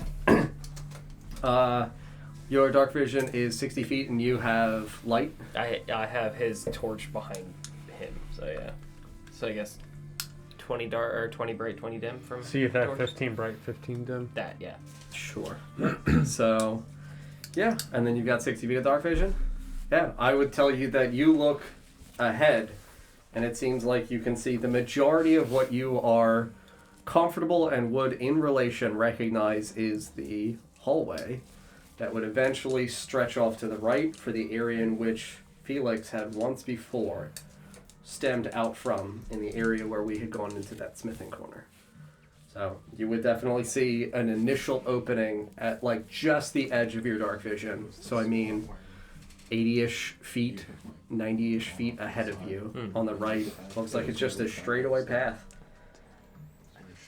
Yep. Gonna keep on trucking. Cruising on down Main Street.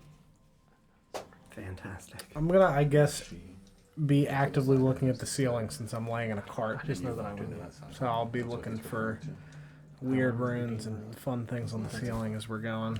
Then this might be it. Oh look. Maybe we come up like here. I don't know. You gonna do another Tracy trace? I don't know. You It's But sure? I'll look for. I'll actively be looking for them. Sure, absolutely. So you said, I'm sorry, you said the rooms that we were near, but I don't know what you're talking about. You remember where she turned into a stoat and we shoved her through the wall? Yes. When And you were you went creeping around that ahead corner. to a T-shaped intersection. Gotcha. It was over here at Correct. the time. Okay. So got it. from where we are coming from, you guys had been here inside of like a smithing area. You went like that and then that. That is the T that you're intersecting with. Okay. Yeah, I think I know where. Right outside the room with the stage, right? The market with the stage? Yeah. Yes. That is further north Yeah. in relation to the direction that you guys will be going. That area was behind where we fought the armor. Cool. Mhm. Any other questions before we get moving? I'm just actively Looking at the ceiling. Yep. Understood. Cooling. Cool. Yeah. You guys get about 15, 20 feet into this hallway. And I will tell you that you definitely have light illuminating you all in this safe area where you are projecting these sensations of light. And I will ask everyone with a magical source of light to please make me a concentration check. 18. Mm-hmm. Straight roll or add a mod? Con checks are constitution saving throws. Oh, so then 21. Cool. You have the natural light illuminated from your torch, correct? Mm-hmm. Yeah. I will tell you that it feels like something tugs at the... You have it on your shield? Mm-hmm. I will tell you that it feels like, to you, something tugs on the light on your shield. And you know those, like, sensations where a light bulb will, like, flicker? Like, suck in and then pop back out and illuminate once more. You have that very brief projection on your shield. Everyone in the area definitively would notice that the light, like, Flicker. flickers, like, and gives a pop. Don't cover your shield. I didn't. Walk faster. Yeah. I will tell you that as that occurs and you say those things, from ahead and behind you all, you feel this strange, almost sensation suddenly from each direction. So Yalamlo, this would strike you in the back, and Vorst, this would feel like it just suddenly upturns from nowhere. This strange, sudden gusting of wind that just presses past your face. So like genuinely when I slap like that, I feel that slight gust and your hair turns. For you again, strikes you in the back. I will tell each of you that you both would hear a whisper in an all too familiar voice. not of Balor, but of our good friend Felix, that says, don't cover your shield. The wind carries past you. Everyone hears that? Just these two. Like an echo? Like it Not sounds like an- he said it and then he Like said it after again. we heard him say it After out you loud. heard him say it, a moment of pause, and then the winds pass you, and you have that sensation, and you hear that voice trailing by you with the wind. We're just gonna keep moving. We don't have time to stop. Keep it Yeah. trucking. As the wind blows through, I'd probably like Yeah, wince to and block light with my shield out of absolutely. habit, but then signal back and just keep moving. Mm-hmm. Yeah, absolutely. You guys continue onwards. You reach the area in which you are passing by that open hallway that stretches towards the right, that then angles downwards into the area in which you recognize is the area of that smith. And we had gathered some belongings. As we crest the corner, I'm going to kind of peek around first before actually fully walking out, Mm-hmm. just to kind of take a look and make you're sure. going to be continuing to go straight because you are going to, at this area, you will see ahead of you the area that you can recall is the ramp that ascends further upwards. Yeah. Okay. Mhm. You want to peek in that? Yeah, I want to like kind of peek down the T as we're crossing it, just to make sure like there's nothing there before. Absolutely. Looking both ways for crossing the road. Yeah, if you're going to give it a peep, I will ask you to make a perception check.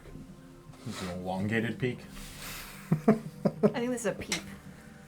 Peek check. Definitely. I can't believe you specified elongated. That's a 7. A 7? Yeah, I mean, it feels like you have the slight flickering of shadows along the walls as Felix's torch slightly casts some illumination around this corner, and you get that once more chilling sensation that you have had inside of Felfarth so frequently that danger could lurk around any shadow or any corner. Yeah, I'm gonna do a double take and then keep moving. Yeah. As you do a double take, I will tell you that as you turn and then turn again, you feel at the center of your face, striking heavily, another gust of wind. And I will tell you that you hear this time the voice of your good friend Nesgrim. Like a bumblebee. Honestly, what I was going to say. Kind of like a bumblebee. Like a faint, echoing, fading whisper. That's canon now. Gonna just shake it off and keep moving. Just Yeah. We continue forward, keeping our line. We come to the next opportunity to make the right into the area in which you can recall as the market district. Would you do anything as you pass that intersection, or are we continuing straight through? Since you are at the front, that decision is effectively yours unless anyone wants to say something. Is that the right? Fuck, I can't even. What? No, Are you pausing? no, I'm gonna keep going. Okay. Cool. I was figuring out which arm my shield is on. I think because I Oh. don't want to see it. Because fuck the marketplace. Cool. Yeah. I will tell you that you take a step by Felix as you hit that interim. I would 100% look at the market. Great. Just gonna give that to you. Yeah. Just don't just make sure. It was going going to to hit you in the side of the face anyway, just because in the consequences Just of head on. who's Just- walking. Yeah, no, you would turn, look, and you would feel, and your torch would flicker behind you. It's not going to go out. I'm actually holding it. Oh, you're holding it Yes. this time? Okay, Yeah. cool. And my quarterstaff in the other hand. Gotcha. So yeah, your torch would flicker, just like the ever so gentle light of gusting wind striking against it hits you in the face. And as the wind strikes across and feels like it fades behind you, you would hear the voice of your good friend Vertora say, "We have to get out of here."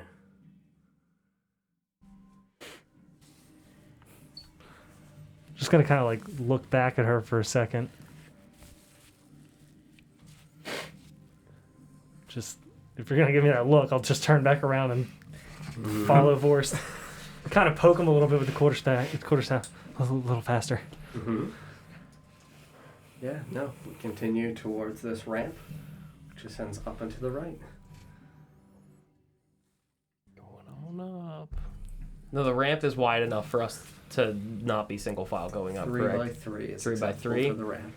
I would get to the take 2 steps up the ramp and then stop and then start motioning people to get onto the ramp before I continued forward, just to make sure the group is all still here. So are we consolidating then? Mm-hmm. I will put us in twos. As we're moving, Yep, you got it. I feel the sensation of the cart under me, like bumping over the stones and things. And it feels like we're going like up the ramps and things. Definitely feels that way. Okay. 2 by 2. Moving on up. What is our 2 by 2? Uh, Just one Felix person forward. and The two Vorst. of them next to each other. Head next to the cart with Rita. Rotora and I next to each other in the back.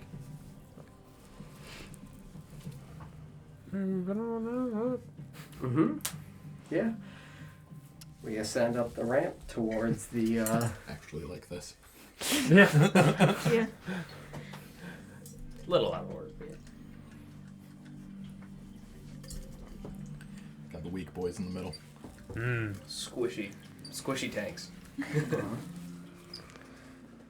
I'm not squishy. I can just be So- really hard one time. Just to make sure, am I still wreathed in the shadow shield From when... from my temporary hit points? I'm assuming it's still there. Yes, Okay. your temporary hit points have not faded. No, but I mean the physical barrier. Yes. Okay, I just wanted to make sure. Mm-hmm. Good. Very good. Yeah, we ascend up the ramp, and we find ourselves in the small room back on the initial floor from which we entered into Felfarthen. A small little antechamber where you see to the right of you the little room where you recalled that there was a ledger for information for reception for ascension and descension. Like, are we passing by that podium that had the ledger on it? There is a podium here with a ledger on it. Oh, so we're all the way back here. Okay. We should keep going. Wait. Where are we going, friends? Where did we tell Corin to meet us? We told Adolfson if we saw Corin to wait for us down here. Hold on. Hold up. Hold up. Everybody stop. Everybody. Something. I'm gonna kind of like help. Smack the quarterstaff. Hold on. Mm-hmm. This ramp was up, not down. What? What? I was the only one in this room. Cause there's a ledger. There were 2 rooms with ledgers. There were 2 rooms. There was a northeast area with a ramp that was ascending up that had an antechamber with a ledger. That is the one where you read the one that said the word dust at the conclusion. Right. At the northwest, where you guys descended downwards, there was right before the ramp room, a room that is again an antechamber with a ledger that once again had information for ascending and descending. Okay. So Okay. they So are this is a mirrored. different room. Correct. Okay. I was like, oh shit. This is the one Because I didn't label that room. I had a room and then a definitive ramp. that I will remind you of. Okay. Yeah. If we're passing by it, I would motion to Felix. You want to take the ledger? Get this proof of use? I can't take that. It's. Yeah. It's fucking huge. It's huge. I could. Huge. Want to take a look at it? Big book. Look in the ledger. The last. Yeah. I'll go to the. I'll try to find the last entry. Sure, absolutely. I will tell you that the last ledger entry for this one here is an order for descending for sulfur and fresh tilled earth. Yep, I would say that out loud. That checks out. Uh huh. It Check. says ascending Ethir. A little script A bunch of soap. begins to appear on ascending. The name Ethir Revia. So I guess I'll step back and almost like reach out with the quarterstaff and torch in my hand and try and like visualize where a dwarf would be standing and try and like Sure. grab him. Yeah, absolutely. Show me. Make a grapple check, please. Oh, nice. We just grab Would a you ghost grant out me- of thin air. Wait, it's a grapple check? Would you grant me mastery of force or because I didn't declare? Yeah, that's fine. Okay. Is this considered an ability check? For grappling actively, you utilize athletics as a bonus. Great. And it is an ability check, all right? Okay, so then I don't have advantage. Mhm. Cancel out. Flat rolls are better than baby. disadvantage. Yeah, let's see. I don't even. Is that what's on Athletics. here? Oh, there it is. Yeah. So that's a 3. Let make sure I got the let me math. carry the 9. 3. I couldn't find it. Oh my god, okay. So yeah, you estimate where a dwarf My would hands are be. still full. I'm just like, You've got, quarterstaff and torch, and you just reach forward. I will tell you that as you extend your hands through, your hands feel like they pass through. You know how, like, when you go to a fucking liquor store and you walk into one of the back fridges or you're in a restaurant and you go into the cooler? Yeah. You know that harsh temperature change yeah. of an incredibly thin veil of sudden chilled air? You feel that as soon as your hands touch the area where you believe there is a dwarf. And your hands, almost around the edges of them, that sweet sheath of very nice water that you have, feels like icicles form and begin to drop like small puddles at the edges of your wrists. I'll just kind of like grip my hand so it makes like that ice crunching sound. Yeah, you... And I'll just whisper, "Show yourself, coward." Yeah. I will tell you that you hear a very slight chuckle.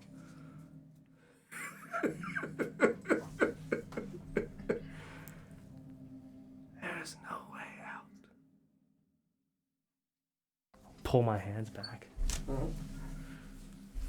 I will tell you that you all hear the chuckle. We should keep going. Is everything all right, Felix? I don't want to be here anymore. No. We need to keep moving. I'll nod and get back in formation, I guess. It's time to go. Mm-hmm. I can make this fun. Is that just Felix hearing that? No, everyone hears that whisper. I mean, I'll look back in the area. Uh-huh. Do I see him? I will tell you that you don't see him, but you just see under the name Ethir Revia, you just see beginning to form the name Felix. I'm gonna mystic hand the page and rip it out. Sure, absolutely. You rip the page out and, And you I'm hear just gonna one- crumple it. Yeah, you hear another chuckle. Very good. Please take a piece of me with you. Drop it on the ground. I crumpled it and dropped it. No! Damn it! He makes everything sound icky. He's so weird. It's even creepier because we can't see him. Yes, I will tell you that as you drop the paper onto the ground, the stone flooring beneath all of you here in this antechamber begins to slightly rumble and shake. Keep going. Keep going. Little pep in our step. We cruising. Yes, Grim. Why would you taunt him? Hey, Felix, I bet him faster. Yeah, dude, come I on. bet him faster than you. Let's go. Cool. So there is this singular pathway that extends south from where you guys are, where you come back to a nice crossroads. So I will draw for you what you guys are leaving currently with my beautiful squiggly lines. So the crossroads that we're coming to, there should be a forward path and then a path on the right. He's drawing out. Okay. So you guys would be right here. Oh, God. Okay. You guys would be right here coming down from this way. Looking at the page, we want to go to the left.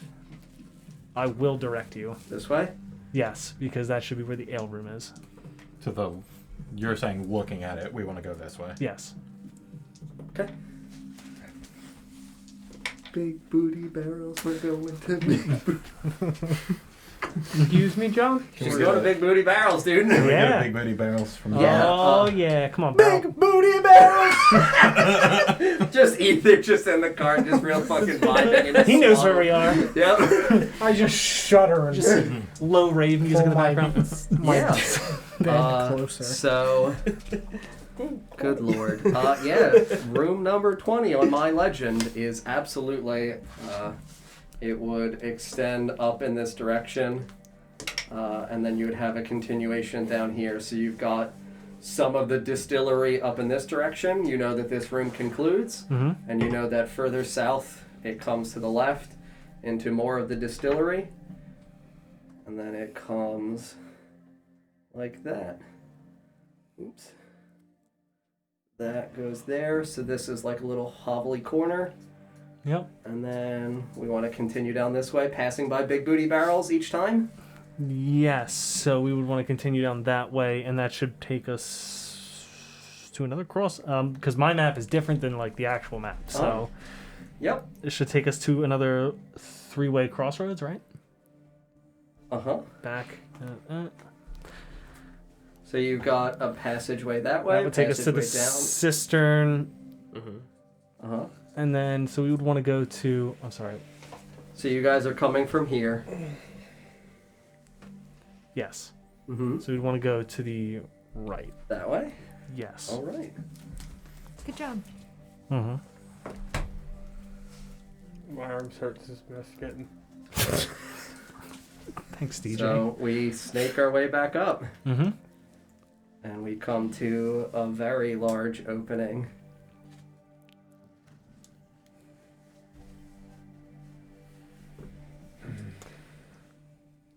With many spidery paths. This one concludes into the area where you know the tavern thingy was. The game room, yeah. Uh-huh. And then you've got a fork here.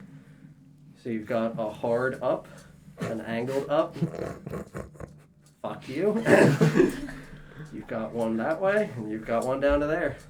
So down Middle or top? So down to there is the game room. This is the game room. Okay. It's gotta be.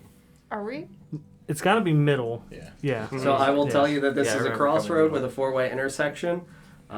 You see the game room down below you, and it looks like the north way up for this one. Looks like it angles slightly back in the direction that you guys came as well. Right. So Yeah. it's So not it'd be other. yeah. So this one would look like the hallway that would lead you back to that wonderful big spooky table. Yeah. Goop room. The old goop room. Yeah. Are we passing Very any confident with your map from that point. of like Yeah. the piles of bones yet, or was that further? Piles of bones were down below Or inside way the theater back, room. Okay. Wasn't You, there? I can't believe you looked under a second table. There was you're thinking of the room that that was on looked the other away. side of the marketplace She looked when we first ascended past the marketplace and down. So Yeah, we had okay. already passed the area. I where guess they that were. was a That while area ago. was right adjacent to the smith. You guys also avoided that. Mm-hmm. Cool. Yeah, so the hallway up towards the big room with the long table, it is 5 feet wide, so we're going back to the other walking order, correct? Yep. Fantastic. I will tell you that, Vorst, as you are walking through this area ahead, It helps. Gotcha. it feels like for you the ground once more begins to rumble and shake, and it feels like some of the areas of the stone walls at the side of you as well begin to shake and rattle. About how Did he far roll? are we to the end of the hallway? The hallway is about 70-ish feet. I would say that this would begin happening when you guys are at the midpoint, so about 30, 35 feet. Yeah, I'd instruct everybody to sprint Cool. fast as you can through now. Yeah. You guys begin to sprint through, and I will tell you that as you begin to make your way beyond it, it feels like the stone flooring begins to almost break apart, and Yalimlo behind you, as you pass beyond the area where this feels like it concludes, because you guys are all dashing, it feels like the stone walls begin to crumple in and collapse in on themselves. And it visually looks like that. Yes. It sounds like that. Sounds like that, looks like that. Oh my god, the tunnel just collapsed. Feels like that, yeah. Like Feels dust like and that. everything. You feel We're breathing dust, it in you our feel the lungs. sensations of everything that is occurring, I'm not even chewing 5 gum. This is great. right? This is how it feels Keep going. Yeah, we come back to the room with the big long table and the nice big oil paintings on the sides. Yeah. Don't stop to look at anything. Just Yeah, no, as soon as I would come through the doorway, I would spin to make sure everyone came through, like, while still moving. Mm-hmm. And then as soon as I see him make it through, I'm going to go back and keep going. I'm gonna immediately look underneath the table. Mhm. Like, not go to the table, but like, is there another goop there? No. Okay. No goop. It's a dried residue of goop. As we're crackling along at maximum speed here, I'm gonna just turn my head and look at the paintings and make sure that they match the ones that we had seen before, or if anything had changed. Yeah, no, they look like the ones that you had seen prior. Okay. Everything looks the same. Yeah. Cool. Nothing strange. Alright. It's fine. Still not on the ceiling. Make me a perception check. I know that you've got a passive of 21, but I'm going to say that you're in a heightened sense of agony. 13. 13. Sorry, 12. 12. Yeah. I'll say that, like, you're looking at the ceilings, you see the various grooves in them that you had seen previously before. I will tell you as well that for the first time in an area that you have been moving through, in one of the spots in which there is a small breakage in the ceiling between the cracks of the stone where there is just natural dirt, it looks like to you there is extending down just a pair of bony fingertips that look like they loom just outside of the dirt. And they look like they're slowly beginning to crawl downwards. Great. That's So- awesome. The area above and the area below had the two different magic levels. Is that something that we could physically... Yes, you felt that Feel- in the foundry. Does it feel like it's changed back? Yes, it feels like the magical presence in the air is slightly lessened. Okay. And you are back to whatever the one that is above. Unstable. Unstable. You're Yeah. back in unstable for your burnout as opposed to wild. Cool. I was trying to determine if we're on like Balor's fucking treadmill or something. It's still in the... I didn't say you are. I know, but that's I the just only said way the that- magic yeah. feels a little bit lessened. Yeah, that's Would- the only way that I Would can you also perceive that. permit me a painting peek? Yeah. You want to roll or? Yeah, you. What are you looking for? Anything in particular, or are you just No, looking to because see if they're the I had same thing? observed these paintings before. Yeah. I will say because you gave them an exquisite peek before, you can make an investigation check for an elongated peek. I don't want an elongated peek. I don't want any of that. You just want a passive peek. Yes. Sure. What's your passive oh, investigation? types of peaks. Oh shit. How is that written? What is it? Just. It's 10 plus your investigation bonus. Oh, nice. So that should be 14. Yep. Yeah, it looks like the same painting to you. Great. Burnout die is still a D4. Yeah, I would say that the only thing that feels a You're little not bit doing off that. to you is it feels like there is, because they're oil paintings, they're going to be like pretty, smooth. It almost looks like there's a strange shimmery shine to them as though they have been freshly wetted. All paintings look wet. All right. Cool. Gonna keep You're probably running. there before you. Somebody peed on the paintings, Don. Fuckers. Somebody splashed goo on these paintings. Mm-hmm. Not respecting the art. It's honestly, it's a tragedy. Cool. Rubble. Yeah, I'm gonna point out the skeleton hands that are coming down from the ceiling. Friends. Keep going. Peek. Dude, is Yes, it there? We won't be here for them to. Let's go. All right. It's there. Is anybody actually looking up at the thing that he I'll is glance. indicating? Glancing, Like not glancing. I'd acknowledge it long enough to look up, but I would look back down Yeah, and keep moving. I'd give it a quick. I wouldn't like. I would just, Yeah. I'm not there to stare at it. Yeah, no, absolutely. I would tell you that you guys would absolutely see above you in the area in which Ethir is indicating a bony hand that looks like it is stretching out down from the dirt. And you see just coming up, well, it is visible up to about the midpoint of the hand. Oh, but I can see it. Mm-hmm. Running along. Keep Tag it. Running along. Mm-hmm. Yeah. Yep, keeping on, keeping We on. come to the end of this hallway, and we have a harsh turn to the right. Mm-hmm. And then we have the area where there was the, restroom. We have a nice bend. We straighten out and go south again. Yep. Very good. If I remember correctly, I should be starting to get that smell of the strong spirits again. Mm-hmm. Yeah, I will tell you The that origin of as the you barrel. turn this corner once more into a narrow hallway, it's a long straightaway. Now that you guys are southward facing on the right, there would be the room that you all would remember as the first area of, like the mead hall, where we found some of Gamdar's beautiful recipes. Mm-hmm. At the end of the hallway, I will tell you that standing right at the area where it would once more turn to the side is a standing, tall, dwarven man with silvery gray hair and a long beard. He just is motionless, staring in your direction. We have to pass him to get through. Well, if you guys wanted to continue to go in a certain way other than going into the areas of the mead halls, yes. Yes. We shouldn't have to, right? Because it's the mead hall and then the great hall. So it would be where you guys are, He's saying would be coming down here. Okay. Mhm. Okay. You would have area into the mead hall here, coming down further, area of the mead hall again here, and then it turns back partially here. And this guy is standing right here.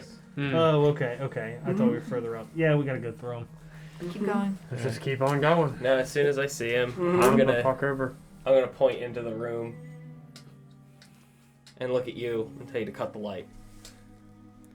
He looks like he's, like again, he looks like a pretty decently taller dwarf than normal. Does he look Around corporeal? 5'6". Yes. Yes, he does. I'm not gonna cut the light. Like, I'm just shake my head no when you Keep say on it. going. We'll run right through him. He is standing there, seemingly motionless. It looks like he is in a tattered gray cloak that kind of wraps around his neck and is draped over his arms and shoulders. And he's staring His- right at us, Yeah, right? his arms are limp at his side. You can see that he's got what would look like a dark black like tunic on his chest and just dark black leather pants and black boots. Does he look familiar? The only individuals who looked at that painting were Felix and Nesgrim. So I will say that Tavorst, the individual who has turned the corner and is looking at this person in the distance, doesn't look familiar to you. Yeah, I'd stop the forward motion, Mm-hmm. keep them behind the wall, Mm-hmm. scooch back, Yeah, so inform them as you to guys what's would be going here. on. You would come back ever so slightly. Yeah, and I would quietly tell everybody what I saw. Cool. We have to keep going. Run through him. We could silently go around him and trick him to the other end of the hallway. Cool. Sneak through the mead hall. Is there a way through the meat hall? We did not go through the meat hall previously. No, there is not a way through the meat hall. We have to go. We took a very direct route from this point. It's not gonna bother Turn us. around and look behind us. Make sure nothing's coming up behind. Yeah, no, it doesn't look like there's anything strange back into the direction of where the toilets came. I say we just run through him. What was it, Balor? No. It's not Balor. I've never seen him before. He's got silver hair, gray tunic. Probably fine. Your mirror is fine, Don. I'm gonna pull it out, Cool. hand it to Vorst. I'm just gonna like wave it in the air. Is it? My mirror. Yeah, I'll go ahead and hold it around the corner then. Mm-hmm. Take a look. I can't see. Yeah, he doesn't have dark vision. Okay. Does anybody want to take a look? Doesn't make much difference. If it's a danger, then I don't think it's going to leave. I don't think so either. I just want to make sure that you guys are fully prepared for what might happen if we go straight for this. It does he appear in the mirror? I'll take a look. Look in the mirror. Hmm? You see in the distance a small figure reminiscent of the dwarven man reflected in the mirror. At the conclusion of the hallway. Does he appear any different through the mirror than he did when I was looking at him? Size varying, anything like that? I mean, it would look a little bit smaller because he's in the distance relative to the mirror, but that is it. Objects in mirror may be closer than they appear. Correct. Felix, do you want to switch places with me? Slow approach or a fast approach upon the person? If it does not seem an aggressive being, then perhaps we should not alarm it. Very well. Slowly then. Slow and steady. Walking speed? Arms at the ready. I'm gonna cast Shillelagh on my staff. Be ready to run if you have to. Do I have to run? I don't have to roll What it. school of magic is it? I think it's transmutation if I remember. Maybe evocation. Transmutation. Mm-hmm. Yes, you do. Rirda, should you need to get him out of here quickly. 8. Good. You're ready to run? Yeah. Where are we going? Outside? Nice. Let me stop. There's a man Dwarf ahead. at the end of the hallway. Dwarf? like a toy? Maybe not. Rita, can you protect Ethir? He just looks down at you. He just gives you like a toothy grin. Yeah, he doesn't look like he's bad. You said protect you from Ethir, right? Yeah, no. Yeah, I think I can take him. Can you protect him? From you? I can try. You're pretty strong. Thank you. Seen you be like a bear. I can't do that right now. Oh, you're tired. Same. Are we ready? Let's go. Let's go. Alright. I'm gonna start walking with Yeah. oomph down the hallway. Yeah. I will tell you that you turn the corner, and as you take a step, you watch as the dwarven man, in unison as you raise your leg, also raises his, and takes a step in your direction. Charge him. Full speed. No, I'm gonna keep walking. Yeah. You guys, I will tell you that this hallway is about 80 feet in length from end to end. Continuing to walk. Yes. How does his body language change as he's walking? Body language does not change. It looks almost like there's just a continuous robotic, almost sense of methodical movement in unison with yours. Are his Yes, shoulders down and hanging? Help me. You can answer that first. Yeah. Are his shoulders down and hanging or like up and back? Down and hanging. Okay. Yes, Tom.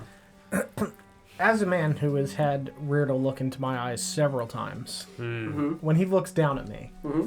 does it look like Reardal behind his eyes, if that makes sense? Make an inside check, though.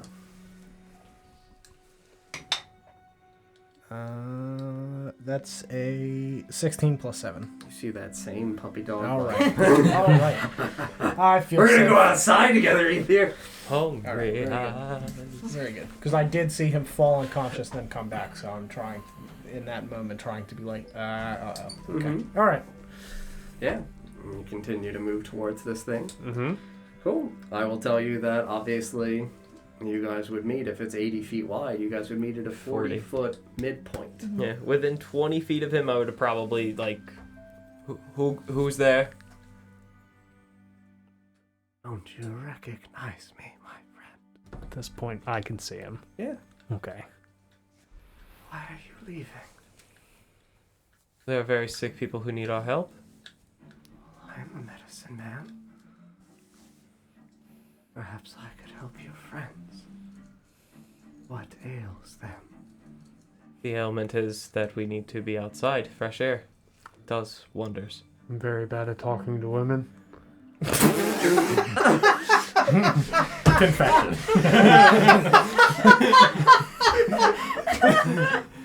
At that point, he's like, just. You're on your own. Turns out I can't help. There's nothing I can do for you. I'm sorry, my But what does Nezgrim say? I'm very bad at talking to Can you help me with that? Oh, my goodness. Of course.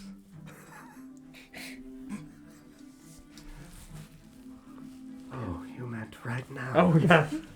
Yes. Try holding out your hands. Okay.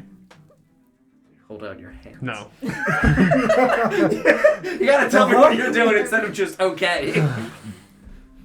Try. You're not a woman? I could be. I can be anything inside of Elfather. Okay. Sure. Velvathan. Nice to meet you. We're gonna be. My fucking god. We're gonna be on our way. Unless you have any advice for talking to women. Yes. Practice being a good listener first. Noted. So, are we ready to go? See, I hear you. I really do. I'm listening. Ghost.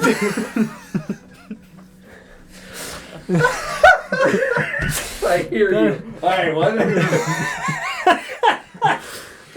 Oh, dear God. That was the smoothest fuck you I've ever seen. Alrighty, well.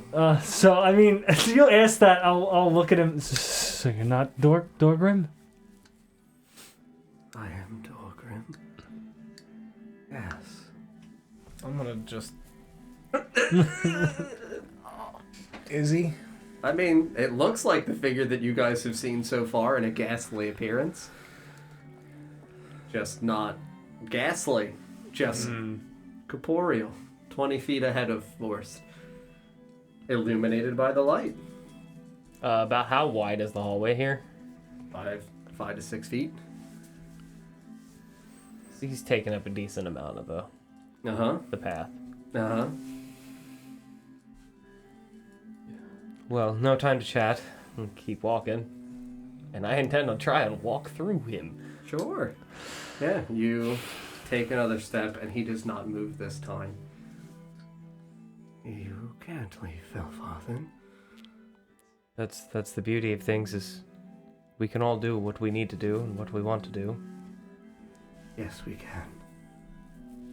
As you take another step, you watch as his form begins to slightly shimmer and shake, and he gives a coy grin. Yes, we can. And you see him begin to dissipate down into the stone of the floor. Like feet up to ankles, as though he is just slowly being absorbed into it. Like he's kind of sinking into the floor. Yes. I am Velvat. Oh my god! I don't want to do this at all anymore! Oh, so I. Uh-huh. No, I'm not gonna say anything. I'm just gonna run. Oh, we're inside him. I don't like that. Oh man, why would he clean the place up? Come on, man. It's filthy. Yeah. Phil Tharpin. Truly. You guys enter into the large. As you crest that corner, I'll tell you that as you go to step over him is when his entirety of his form finally dissipates into the stone. I jump over that area. Yeah. We running. We running. Turn another corner. To the Down right. here, and this is the area where there was the large, nice tavern hall-like area where there was The broken bench and such. Mhm. And I found that cool curly bottle. The corner. Mm-hmm. Dart across. Yeah. Is this where we fought the? That here? Yes. Yeah. I will tell you that as you guys move into this area, it opens up more significantly, obviously. I don't know if we're continuing to walk in a single file. We're running. Running in a single file. Fantastic. I will tell you that as you all hit the midpoint of this room, every single one of you feel that gust of air as though it comes from both sides of the walls, connecting at either side of your ears and feeling like it meets right at the dead center of your body. And every single one of you hears the same phrase of your good friend Vorst. Even you hear your own voice, your own Vorst. Even you hear your own voice saying, "Oh no, time for chat." And I will ask, based upon the number of instances in which this has occurred, Vorst and Yalimlo to make wisdom saving throws.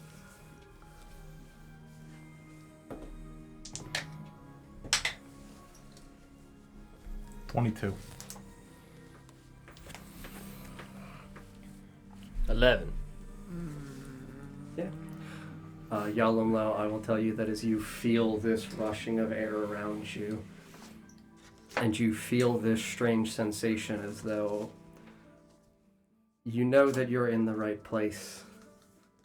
You know that you're with your friends right now, but it feels like there is something strange about the atmosphere inside of Felfarthen, as though something around you is changing in the level of activity. And Glenn, I will ask you to please roll me a D100.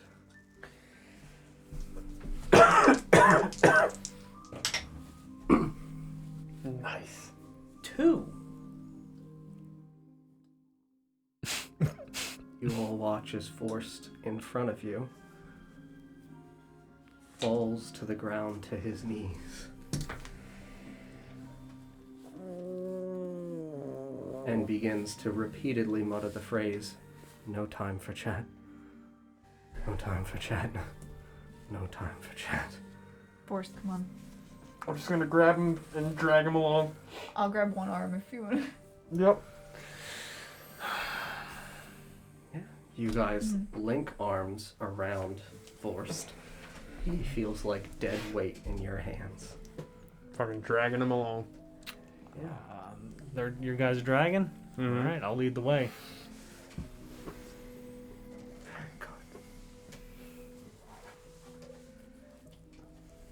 For the next 3 minutes, Forced, you are limp in their arms. And I'm cognizant of the fact that I'm repeating myself. Like I know that I'm talking. You know that you're talking, you feel as though there is not necessarily comparable to the charming effects that happened to you before.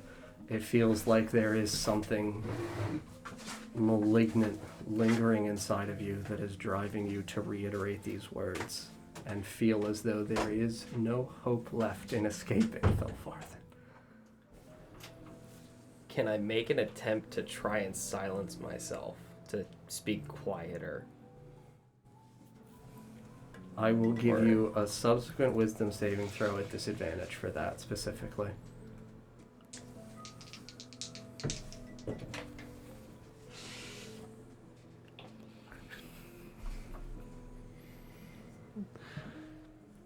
Yeah, no, that's a 9. I would tell you that you want to quiet yourself. Something in you, whatever residual willpower still resides deep inside the heart of Force. And you simply can't stop saying, "No time for chat," as your friends begin dragging you through this mead hall. Paul, you are now leading our party? Yep. Okay. The mead hall looks like it bends, and then you've got a pass to the right, or you could continue to go straight. Gonna head to the right where the temple should be up next. Correct. You guys enter towards the area of the temple. And now, Paul, you are leading the party. And I will tell you that as you look into the area of the temple, the visualizations of it feel incredibly different. And as you look inside, you see in the area, at the center front of those pews, where there was etchings in the ground, rising in the center, just breaking out of the stone in the same way that Balor descended down, Dorfin descended down, ascending up. Yes. A pair of very dark, curved, black horns. And we will end there. No. We gotta go. Can someone run me through that last 2 minutes quickly? Because I was blowing my nose. When we are off stream, absolutely. Sure. I will. Appreciate it. Mm-hmm. Well, friends, thank you very much for watching tonight. I'm alive, so that's good. That's more than we expected. Yes. Yeah, so we'll be live next on Friday at 7 p.m. Eastern Time, and then Sunday at 5 p.m. Eastern Time, and then back again next Tuesday at 7 p.m. Eastern Time. Thank you guys very much for much for watching, and we'll see you next time. Good night, everybody. Good night. No time to chat. Goodbye.